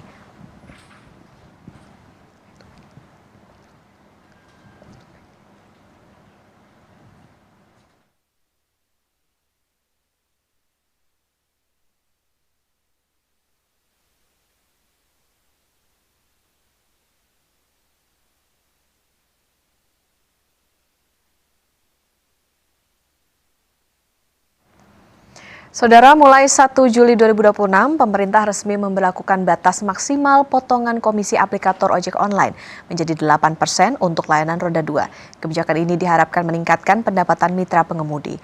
Lantas bagaimana implementasinya? Berikut laporan jurnalis Kompas TV Esra Ambarita dan juru kamera Bondan Wicaksono. Per 1 Juli 2026, skema pembagian hasil layanan ojek online roda 2 resmi berubah. Jika sebelumnya ini dari aplikator mematok komisi hingga 20%, kini menjadi 8%. Lalu apakah dari pembagian ataupun skema pembagian hasil ini sudah terimplementasi? Dan bagaimana tanggapan dari para pengemudi? Saya ajak Anda untuk melihatnya secara langsung. Atas nama Kak Esra. Iya, Esra ya? Ya. Oke. Stasiun Palmerah ya? Betul. Siap. Oke, sebentar ya. Kok berantakan. Terima kasih. Ya. Oke. Bismillah. Implementasi komisi 8% untuk layanan ojek online roda 2 resmi diberlakukan. Salah satu perusahaan ride-hailing, Gojek, melakukan beberapa penyesuaian untuk menerapkan skema bagi hasil baru. Dengan skema ini, mitra pengemudi akan menerima 92% dari tarif dasar perjalanan penumpang. Implementasi skema baru ini menuai tanggapan dari mitra pengemudi ojek online. Ini saya lihat potongannya 8%. Berarti artinya kebijakan ini sudah resmi diterapkan ya, Mas? Sudah resmi diterapkan pada tanggal 1, Kak. 1 Juli? Iya, betul. Untuk harapan kita ya, untuk para driver, untuk orderan stabil aja sih, Kak. Harapan untuk potongan tuh udah terpenuhi. Tanggapannya sih bagus ya, jadi 92%-nya masuk ke driver. Lancar aja sih orderannya, itu aja. Iya, nah 8%. Dari mulai tanggal 1 ini. Ya komisi ya alhamdulillah sih bertambah. Oh iya, betul. Sudah diterapkan. Memang untuk saat ini ya, karena ini kan baru mulai. Memang sudah ada sedikit kelihatan penambahan dan ini kan juga permintaan dari teman-teman yang tadinya berharap kepada pemerintah potongannya yang sebelumnya dari 20% sampai 30%, Sekarang alhamdulillah sudah dilaksanakan oleh pihak aplikator sebesar 8%. Ya alhamdulillah kami sebagai driver ya jujur termasuk lebih baik lah. Harapannya bisa ya semoga orderan stabil. Adanya tarif potongan 8% dari aplikator disambut positif oleh driver dengan catatan perlu orderan yang stabil. Hal ini sekaligus menjadi babak baru dalam industri transportasi online yang tidak hanya diharapkan memberikan kemudahan bagi mitra ataupun driver, tapi juga untuk pada pelanggan dan keberlanjutan untuk industri ride hailing dengan jangka waktu yang panjang. Esra Ambarita, Bonari Jaksono, Kompas TV, Jakarta. Saudara, Gubernur Kalimantan Tengah Agustiar Sabran memberikan apresiasi atas Satuan Pelayanan Program Gizi atau SPPG di lingkungan Polda Kalimantan Tengah.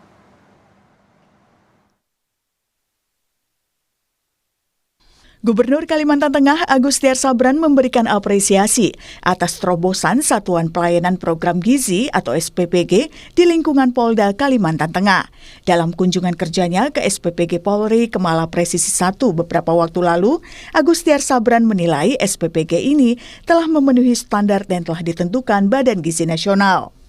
Terlebih, Polda Kalteng juga menerapkan fasilitas food security atau keamanan pangan ketat untuk MBG yang akan didistribusikan, yaitu menyiapkan petugas khusus yang akan memeriksa kandungan tiap bahan makanan dan mencegah keberadaan bahan berbahaya seperti formalin dan boraks di menu MBG yang akan diberikan. Ini juga menjadi momentum penting dalam memperkuat sinergi ketahanan pangan daerah. Dalam peninjauan ini, Gubernur melihat langsung fasilitas greenhouse inovatif berbasis smart system yang menerapkan sistem ekoenzim serta metode tanam hidroponik seperti untuk selada dan pokcoy. Greenhouse jadi langkah strategis polisi dalam menyediakan suplai secara mandiri bagi dapur SPPG Program Makan Bergizi Gratis atau MBG, sekaligus menjadi standar percontohan yang harus dikembangkan di wilayah lain. Saya lihat Pak Gubernur juga sudah menghimbau kepada masyarakat untuk segera melihat peluang ini untuk mereka menyiapkan kebutuhan bahan baku SPPG, misalnya sayur mayur, kemudian juga ayam, telur. Nah, ini dan kita juga menyiapkan juga, kita bangun kolam ikan, kemudian bangun juga greenhouse untuk penanaman sayur, dan juga sekarang di daerah Rakumpit kita juga bekerja sama dengan pihak masyarakat untuk ketersediaan ayam potong dan juga telur. Sementara itu, Kodam Tambun Bungai turut ambil bagian dalam penyediaan suplai dapur MBG, sekaligus pembangunan fasilitas SPPG yang disinergikan dengan peran aktif Koperasi Merah Putih.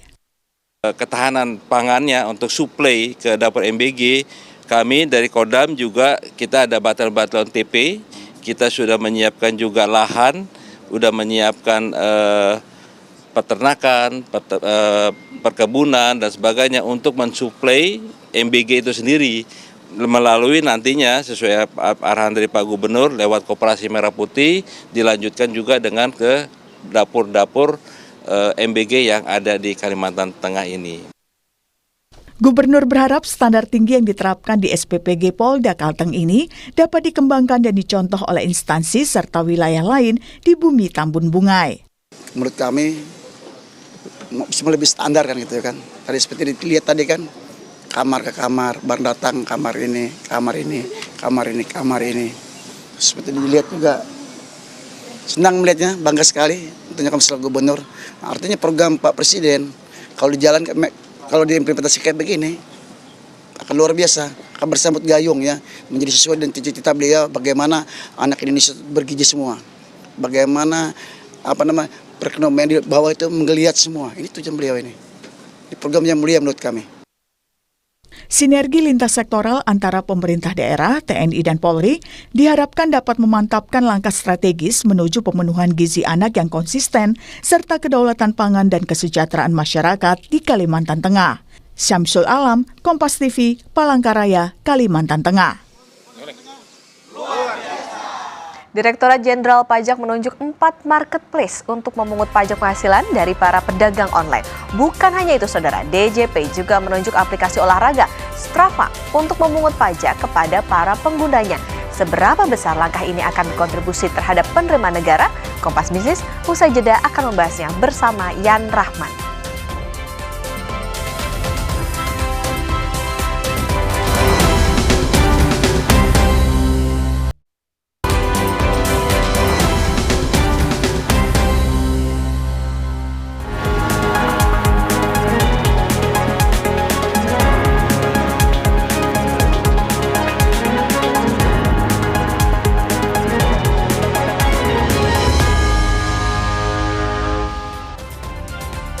Saatnya Anda menyaksikan Kompas Bisnis, Saudara, bersama saya, Ian Rahman. Saudara, Direktorat Jenderal Pajak Kementerian Keuangan menunjuk aplikasi kebugaran Strava sebagai pemungut pajak pertambahan nilai perdagangan melalui sistem elektronik PPN PMSE. Dengan penunjukan ini, para pelari di Indonesia yang berlangganan layanan premium Strava akan dikenai PPN sebesar 11%. Kebijakan ini hanya berlaku bagi pengguna yang membeli layanan berbayar. Sementara itu, pengguna fitur gratis Strava tidak terdampak karena tidak melakukan transaksi yang menjadi objek PPN. Selain Strava, 6 perusahaan digital luar negeri lainnya yang ditunjuk DJP, ini merupakan perusahaan-perusahaan ini bergerak di berbagai sektor ekonomi digital, mulai dari layanan kebugaran, konten digital, pendidikan, hingga kecerdasan artifisial.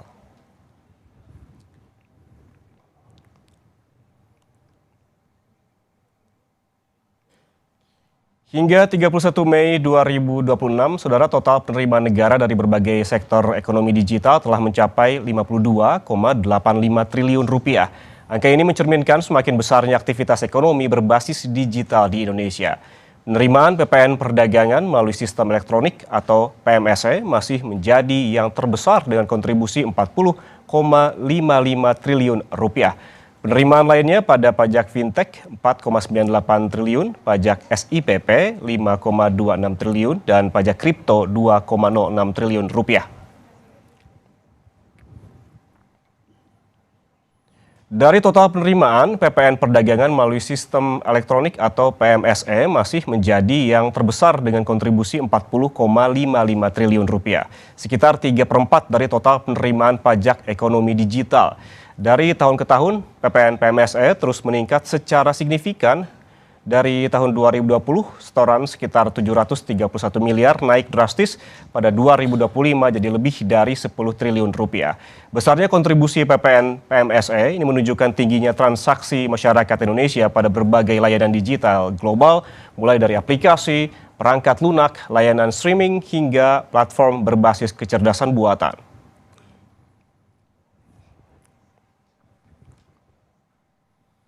Selain terkait dengan aplikasi digital Strava, pemerintah juga resmi menerapkan pajak penghasilan dari perdagangan elektronik atau e-commerce. Kementerian Keuangan menunjuk 4 loka pasar atau marketplace untuk memungut PPh tersebut dan dimulai pada 1 Agustus 2026. Direktur Jenderal Pajak Kementerian Keuangan Bima Wijayanto menyebut keempatnya adalah Shopee, Lazada, Tokopedia, dan Blibli. Dipilihnya 4 marketplace tersebut didasari pada beberapa faktor seperti nilai transaksi dan juga total akses platform dalam setahun. Bimo menegaskan implementasi e-commerce bukan aturan baru dengan mengecualikan beban untuk 6 kategori seperti wajib pajak beromset di bawah 500 juta rupiah per tahun. Kami sebagai wakil dari pemerintah, Direktorat Jenderal Pajak, menunjuk 4 marketplace sebagai pemungut PPh pasal 22. Langkah ini merupakan bagian dari upaya kami untuk terus memperbaharui, untuk terus membangun tata kelola perpajakan yang lebih fair, lebih simpel, dan lebih sesuai dengan perkembangan ekonomi digital. Sementara itu, Asosiasi E-commerce Indonesia menanggapi penunjukan 4 loka pasar atau marketplace sebagai pemungut pajak penghasilan e-commerce. Dibilang begitu, Saudara, saat ini keempat marketplace dalam masa penyesuaian sistem selama 1 bulan ke depan. Dengan demikian, pemungutan PPh e-commerce atas resmi berjalan mulai Agustus 2026. Ketua Umum IDEA, Budi Primawan, bilang pengusaha online telah mendapatkan informasi pemungutan pajak. Kami menghormati kebijakan pemerintah sebagaimana diatur dalam PMK nomor 37 tahun 2025. Kami memahami bahwa kebijakan ini bukan merupakan pengenaan pajak baru, melainkan perubahan mekanisme administrasi perpajakan melalui marketplace. Fokus kami saat ini adalah memastikan implementasi dapat berjalan secara efektif, memberi kepastian hukum, serta minimalkan dampak operasional bagi marketplace maupun para seller. Soal pajak marketplace ini, warga pun memiliki pendapat yang berbeda-beda. Ada yang setuju dan ada juga yang tidak setuju dengan beragam alasan. Ya, karena ya lumayan merugikan juga nggak sih kalau dikenalin pajak kayak gitu, apalagi jangka waktunya terlalu mendadak juga ya. Kalau dari mulai kapan Kak kenaikannya? Oh, dari Agustus tuh kayaknya terlalu mendadak ya. Oke, pertama gini, kami sebagai guru beberapa ada juga yang memang dia sebagai punya sampingan di e-commerce ya. Guru mengambil pekerjaan sampingan sebagai pedagang di e-commerce itu kan karena memang gajinya itu kan kurang bagi kami sebagai guru gitu kan. Lah kalau misalkan e-commerce dipajakin, udah mah kita jadi guru gaji kecil. Sekarang kemudian e-commerce-nya dipajakin, apa nggak tambah nyungsep kita? Untuk pedagang e-commerce dikenakan pajak, ya menurut saya fair-fair aja sih gitu. Karena kan saya selaku pedagang di mall gitu kan, sewa toko aja sekarang mahal banget gitu loh. Saya nggak menganggap mereka pesaing sih, cuman rezeki udah diatur ya. Jadi untuk yang offline atau online store pun kan pasti ada rezekinya masing-masing gitu. Menurut saya sih ya fair-fair aja sih kalau pemerintah misalkan mau kasih peraturan pedagang e-commerce dikenakan pajak.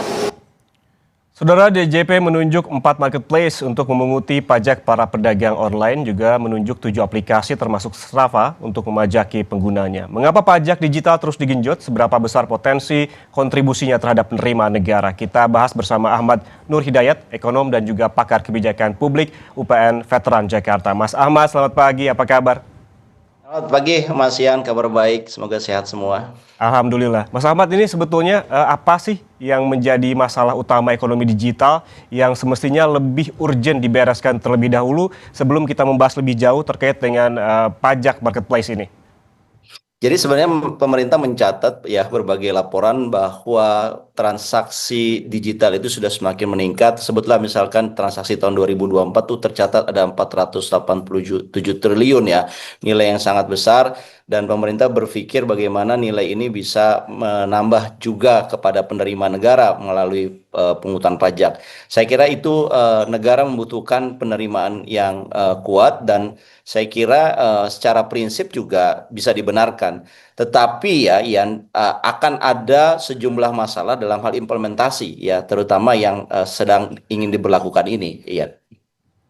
Oke, berarti kini kan pemerintah sebelumnya bilang bahwa penerapan pajak marketplace ini berdasarkan prinsip keadilan dengan pedagang offline. Sampai sini, apakah Anda sepakat? Jadi sebenarnya baik itu pedagang offline ataupun online itu sebenarnya punya beban sendiri. Jadi salah kalau mengatakan pedagang online ini nggak ada bebannya. Oh enggak, pedagang offline ada bebannya betul. Sewa ruko dan sewa tempat sebagainya itu banyak sekali bebannya sebagaimana konvensional bisnis biasa. Tetapi yang terbaru dalam bisnis online juga mereka punya beban. Setidaknya ada beban komisi yang harus mereka sharing, beban layanan, beban iklan, dan tentunya mereka ketika ini di dunia online ya, mereka tidak bisa mengambil margin yang terlalu besar. Kenapa? Karena mereka pasti tidak laku. Ini perang harga di dunia online itu jauh lebih sengit ya, Ian, dan tentunya margin mereka ya itu juga sebetulnya sangat tipis dibandingkan dengan yang offline.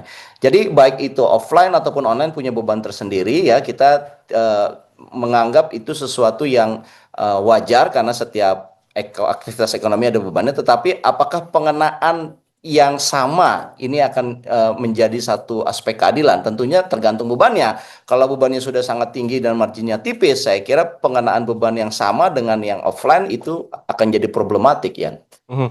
Kalau kita berbicara soal keadilan pajak, Mas Ahmad tadi juga Anda sempat menyinggungnya. Apa saja sih yang perlu dipertimbangkan dengan narasi keadilan pajak ini? Dan sebetulnya di mana letak persoalannya? Apakah termasuk adanya migrasi ke marketplace karena adanya perubahan perilaku konsumen yang kita ketahui bahwa akhir-akhir ini dari offline ke online itu banyak sekali begitu perpindahannya? Ya sebenarnya kan teman-teman yang menjadi pedagang online ya, baik itu individu ataupun corporate, itu kan karena didasari ekosistem pasar kita sudah berubah ya. Dengan digitalisasi ini orang ingin segalanya serba mudah, kemudian bisa comparable harganya dan mendapatkan yang terbaik. Dan saya kira mereka memanfaatkan ini ya, para teman-teman kita di pedagang online. Tentunya kalau kita melihat aturan yang dikenakan oleh pemerintah saat ini melalui PMK 37 2025 itu kan mengenakan nilai 0,5% dari omset ya. Dan sebenarnya omset itu buat pedagang online itu jangan dilihat sebagai omsetnya besar, untungnya besar. Belum tentu, Kian. Jadi kalau misalkan kita bicara adalah omset pedagang online, ya bisa jadi omset mereka besar. Tetapi kalau kita melihat marginnya, tadi mereka harus dikenakan biaya komisi, kemudian ada biaya layanan, ada juga biaya retur ya kalau mereka kemudian memperlakukan COD dan itu resikonya juga sangat tinggi. Kira-kira dengan model bisnis mereka itu keuntungan mereka itu sebetulnya 5% itu sudah cukup bagus. Nah, ketika keuntungan yang tipis ini ya kemudian harus juga dipajaki, tentunya ini akan mengganggu secara sistem keadilannya begitu. Mereka bermigrasi dari offline ke online karena mereka melihat offline ini sudah semakin menurun, mereka berharap di online, tapi begitu mereka masuk di online, margin yang super tipis itu pun kemudian mereka harus pajaki. Nah, ini menunjukkan betapa ada perasaan ya dikejar-kejar oleh pajak begitu ya di dalam melakukan aktivitas ekonomi. Jadi mereka merasa tidak ada satu ketenangan ya ketika narasi yang disampaikan adalah Anda harus membayar pajak karena pajak itu adalah Anda menikmati keuntungan yang besar. Padahal tidak seperti itu yang kenyataannya.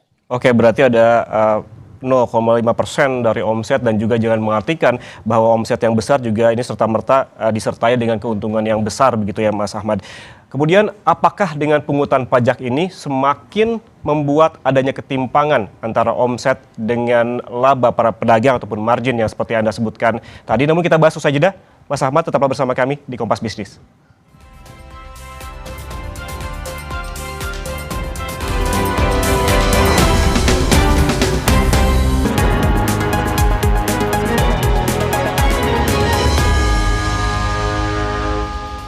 Saudara, DJP menunjuk 4 marketplace untuk memunguti pajak para pedagang online, juga menunjuk 7 aplikasi termasuk Strava untuk memajaki penggunanya. Kita kembali bahas bersama Ahmad Nur Hidayat, ekonom dan juga pakar kebijakan publik UPN Veteran Jakarta. Mas Ahmad, kita tadi sempat membahas terkait dengan omset begitu. Apakah dengan pungutan pajak marketplace semakin membuat adanya ketimpangan antara omset dengan laba para pedagang? Karena kan pedagang kecil juga harus berjibaku dengan algoritma dan juga dan lain-lain. Iya, jadi begini, kita tidak sedang menolak pajak marketplace ya, Mas Ian ya. Tapi kita ingin mengingatkan bahwa memang negara membutuhkan penghasilan, tetapi dalam proses pemungutan pajak ini harus adil. Pemerintah harus hati-hati ya. UMKM digital itu tidak bisa ya sama diperlakukan seperti halnya UMKM yang non digital gitu ya. Apalagi menganggap bahwa semua omset adalah laba. Itu sesuatu yang keliru ya. Yang kalau saya perhatikan teman-teman di UMKM digital ini adalah mereka kena biaya komisi, margin mereka juga tipis. Kalau mereka jual terlalu mahal, mereka ditinggal customer. Belum lagi ada perang iklan, perang harga ya, ongkos logistik juga. Satu yang mereka tidak kendalikan adalah algoritma. Algoritma marketplace itu tidak mereka kendalikan, UMKM kendalikan gitu. Artinya sebenarnya beban mereka juga signifikan luar biasa. Sehingga kalau kita menganggap omset adalah laba dan dikenakan dari material omset itu, tentunya ini akan sangat memberatkan buat UMKM digital. Yang kedua, saya kira kita memang perlu ya kalau menggunakan sistem yang berkeadilan, Pras. Perpajakan itu harusnya lebih detail lagi, lebih transparan lagi, lebih akurat lagi gitu. Kalau ini kan ingin mengambil simpelnya aja, ketika omsetnya sekian ya kali 0,5%. Meskipun saya kasih catatan, pemerintah juga punya kebijakan mereka yang di bawah 500 juta bisa tidak dikenakan PPh 22 yang 0,5% itu. Tetapi lagi-lagi syaratnya adalah harus menyatakan, harus mengirimkan surat. Nah, kita tahu UMKM kita ini kan tidak semuanya well educated ya, Ian. Jadi syarat yang membuat mereka harus mengirimkan surat, belum lagi template-nya seperti apa, ini juga akan membebankan buat teman-teman yang di bawah 500 juta. Berarti seberapa penting transparansi itu perlu dilakukan oleh pemerintah, dan transparansi seperti apa yang perlu dilakukan, Mas Ahmad? Ya, saya kira pengenaan pajak marketplace ataupun pajak digital lain itu perlu dibuat satu paradigma baru ya. Jadi jangan ada kesan warga yang menggunakan layanan digital ini seperti kayak dikejar-kejar oleh pemerintah mengenai pajak digitalnya. Padahal ini baru satu sisi ya. Sisi yang lain adalah mereka yang digital juga butuh perlindungan dari pemerintah. Ekosistemnya butuh dibuat yang mendukung. Saya kira ini juga narasi yang harus disampaikan oleh pemerintah supaya balance.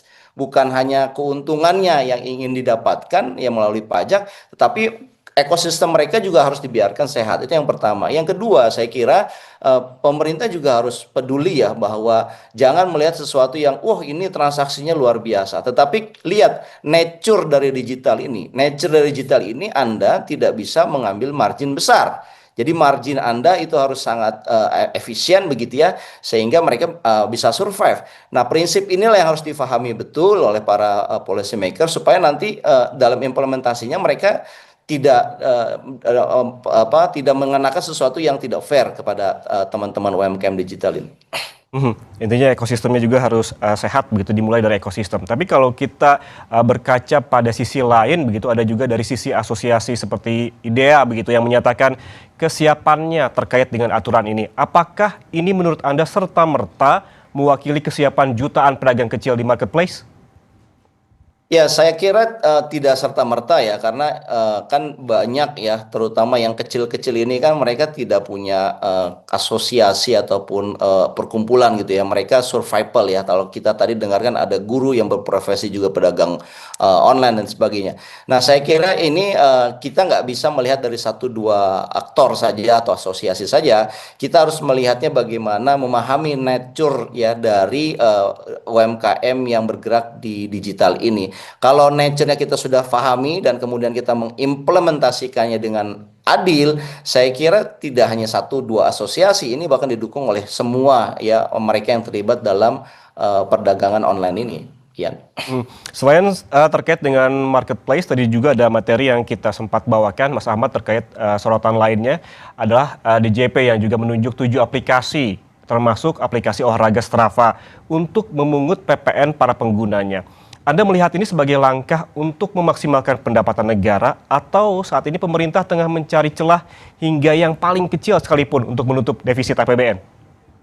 Iya, saya kira ini salah satu upaya pemerintah ya untuk meningkatkan penerimaan negara. Kita tahu penerimaan negara ini kan mengalami penyusutan terus ya, karena basis pajaknya kan turun. Kelas menengah juga dirasakan sebetulnya sedang turun, makanya basis pajaknya perlu diperluas. Ini salah satu langkah pemerintah untuk memperluas itu. Tetapi jangan sampai ada kesan nih, Pras, ini kelas menengah terutama ya. Ya, PPN saat belanja kena. Ya, kemudian PPN saat streaming ya, dia YouTuber atau content creator juga kena. Ya, PPN dalam aplikasi e-commerce dia kena. Sekarang PPN untuk aplikasi olahraga yang sebetulnya mereka butuhkan untuk menunjang fisik mereka itu juga kena. Jadi meskipun ini kecil-kecil tapi ini dampaknya jadi berat juga kalau diakumulasikan. Kita perlu hati-hati ya, jangan sampai perluasan pajak yang diinginkan oleh pemerintah itu dipersepsikan bahwa negara ini terlalu cepat memungut pajak dari aktivitas digital warga gitu.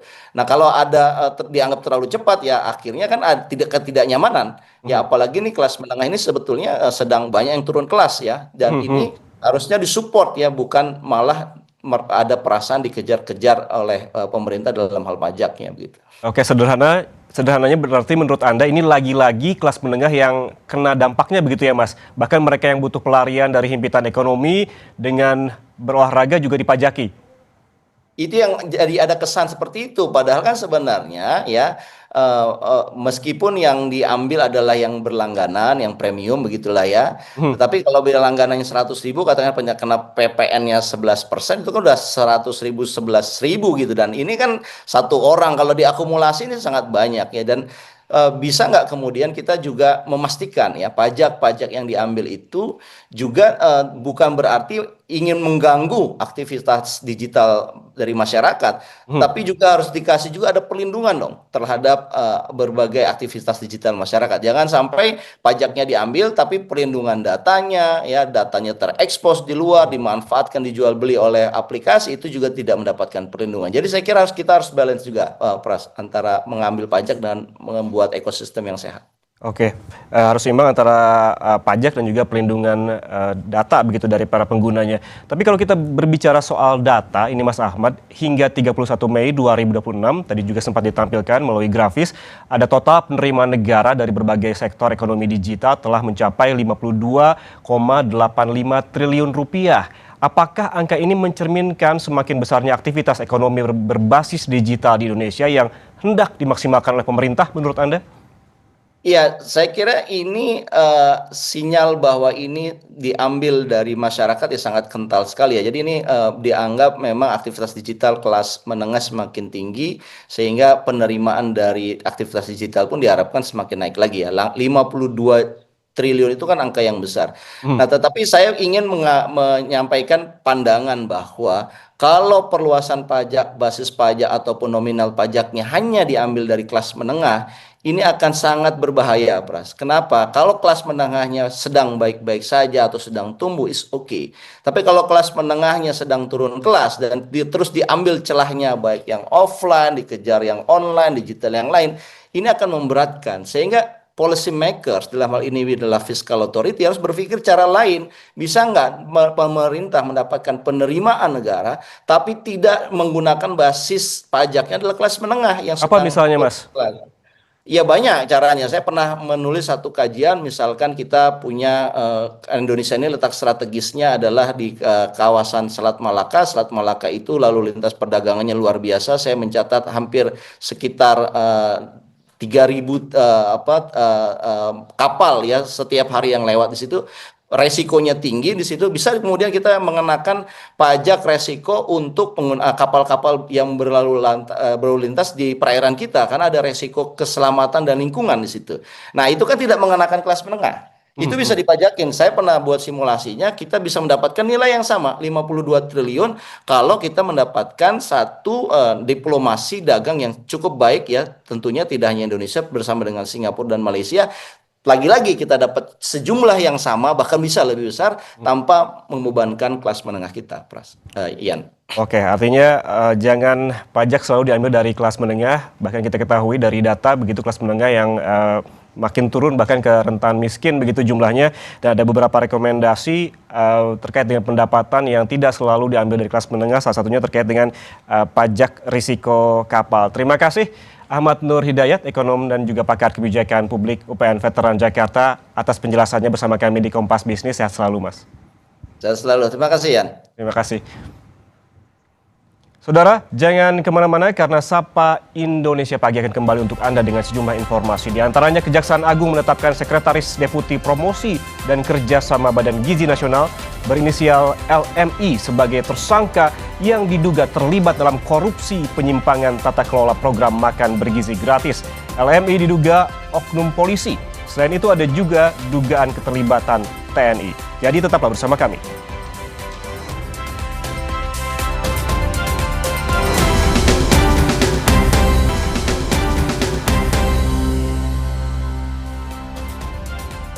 Kembali di Sapa Indonesia Pagi, Saudara. Kejaksaan Agung menetapkan Sekretaris Deputi Promosi dan Kerjasama Badan Gizi Nasional berinisial LMI sebagai tersangka dalam korupsi penyimpangan tata kelola program makan bergizi gratis.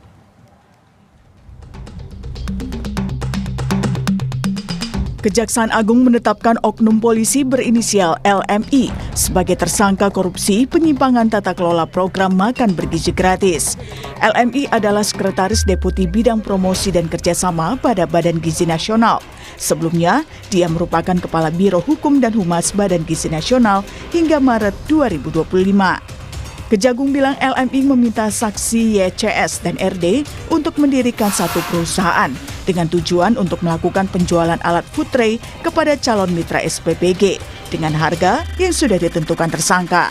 Tersangka telah ditahan di Rutan Salemba, Cabang Kejaksaan Negeri Jakarta Selatan dan dikenakan pasal 12A huruf B dan E Undang-Undang Tipikor Nomor 1 Tahun 2023. Kami menetapkan satu orang tersangka lagi, yaitu saudara LMI. Ini menjabat selaku Kepala Biro Hukum dan Humas BGN itu sampai Maret 2025 dan saat ini selaku Sekretaris Deputi Bidang Promosi dan Kerjasama pada BGN. Ya. Terkait dengan LMI ini apakah benar Pak itu dari jabatan kepolisian juga Pak? Maksudnya? Dia polisi juga gitu Pak? Iya, betul. Ya, tapi menjabat di BGN ya. Iya. Pak. Ya. Kami menemukan adanya keterlibatan oknum TNI aktif ya di sini yang menjabat selaku Sekretaris Deputi Bidang Penyediaan dan Penyaluran BGN dan juga selaku pejabat membuat komitmen atau PPK dalam pengadaan barang jasa ya, terutama pengadaan sepeda motor. Keterlibatan oknum polisi dalam korupsi MBK disoroti peneliti Pusat Kajian Anti Korupsi Universitas Gadjah Mada, Zainur Rohman. Menurutnya, menempatkan polisi aktif dalam struktur lembaga negara berpotensi disalahgunakan hingga bisa memicu korupsi. Justru problem yang jauh lebih besar adalah harusnya publik bertanya, kok bisa-bisanya ini TNI, Polri, duduk dalam jabatan-jabatan di BGN. Apakah ini tidak semakin membuktikan bahwa penempatan penugasan personel-personel TNI Polri di luar struktur yang tidak terkait dengan tupoksi mereka itu sangat kontraproduktif. Apalagi ketika struktur-struktur tersebut kemudian dalam tanda kutip basah gitu ya. Potensi abuse of power-nya sangat tinggi. Ya memang polisi bukan militer ya, tetapi polisi itu pegang senjata loh. Polisi adalah alat negara. Statusnya aparat begitu ya. TNI. Betul Mbak Briska. Nah ini yang harusnya kita bahas gitu ya. Apalagi kan kemarin sudah ada perubahan undang-undang yang tidak memperhatikan saran-saran masukan aspirasi dari publik ya. Baik undang-undang TNI maupun undang-undang Polri di mana masih dimungkinkan bagi mereka untuk menduduki posisi-posisi di luar struktur yang aturannya sangat longgar, sangat fleksibel gitu ya. Selain menetapkan seorang polisi aktif menjadi tersangka, Kejaksaan Agung juga menemukan keterlibatan oknum anggota TNI dalam korupsi MBG. Oknum berinisial BU yang merupakan Sekretaris Bidang Penyediaan dan Penyaluran BGN berperan mengatur dan menggelembungkan harga dan pengarahan untuk pemilihan penyedia sepeda motor. Kejagung akan bekerja sama dengan penyidik dari militer untuk penanganan kasus ini. Tim Liputan, Kompas TV.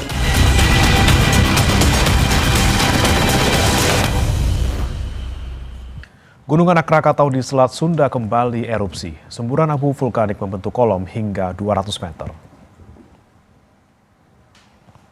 Puncak aktivitas Gunung Anak Rakatau terjadi pada Kamis siang dengan kolom abu yang cukup pekat mengarah ke barat laut. Meski ketinggian letusan masih terbatas di angka 200 meter, namun seismograf mencatat getaran dengan amplitudo maksimum 23 mm. Meski tergolong kecil, petugas tetap mewaspadai karena adanya rentetan 20 kali gempa hybrid yang menandakan aliran magma masih berlangsung. Petugas juga mencatat adanya peningkatan kegempaan sejak 18 Juni lalu. Saat ini Gunung Anak Rakatau berstatus waspada atau level 2. Masyarakat dilarang mendekati gunung dengan radius 2 km. Mulai tanggal 18 Juni kemarin ada sedikit peningkatan kegempaan dari hembusan dari frekuensinya, dari vibrinya. Terus terlihat kalau dari satelit Sentinel terlihat titik api. Dan baru hari ini ada erupsi jam 14.05. Ketinggiannya cuma 200 meter, cuma sekali aja.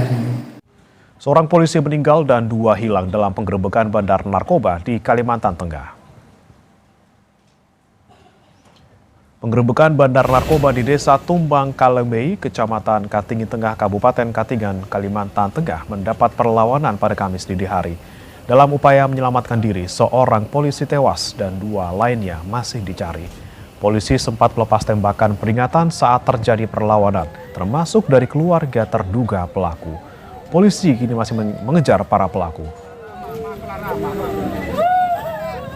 Saya sudah turunkan tim dari Polda untuk backup untuk mengungkap perkara yang ada di sana. Ya, nanti kita lihat seperti apa duduk perkaranya. Ya, sekarang yang pasti saya akan utamakan dulu menyelamatkan anggota saya yang saat ini dalam pencarian. Kami akan kembali usai jeda berikut, saudara. Tetap bersama kami di Sapa Indonesia Pagi.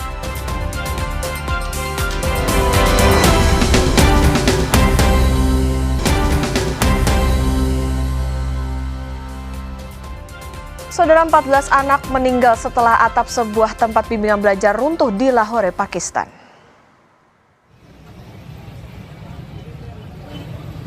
Lokasi kejadian dikerumuni warga dengan polisi dan petugas medis yang berkumpul. Sejumlah anggota keluarga korban histeris atas tragedi runtuhnya atap tempat bimbel ini. Selain menewaskan 14 anak, sejumlah anak lainnya juga terluka. Total ada 35 anak di dalam ruangan ketika kejadian. Tim penyelamat bergegas mengevakuasi korban dari reruntuhan. Diketahui sedang berlangsung pekerjaan konstruksi di lantai atas tempat bimbel, sementara anak-anak sedang belajar di lantai dasar. 2 orang termasuk pemilik bangunan telah ditahan untuk pemeriksaan.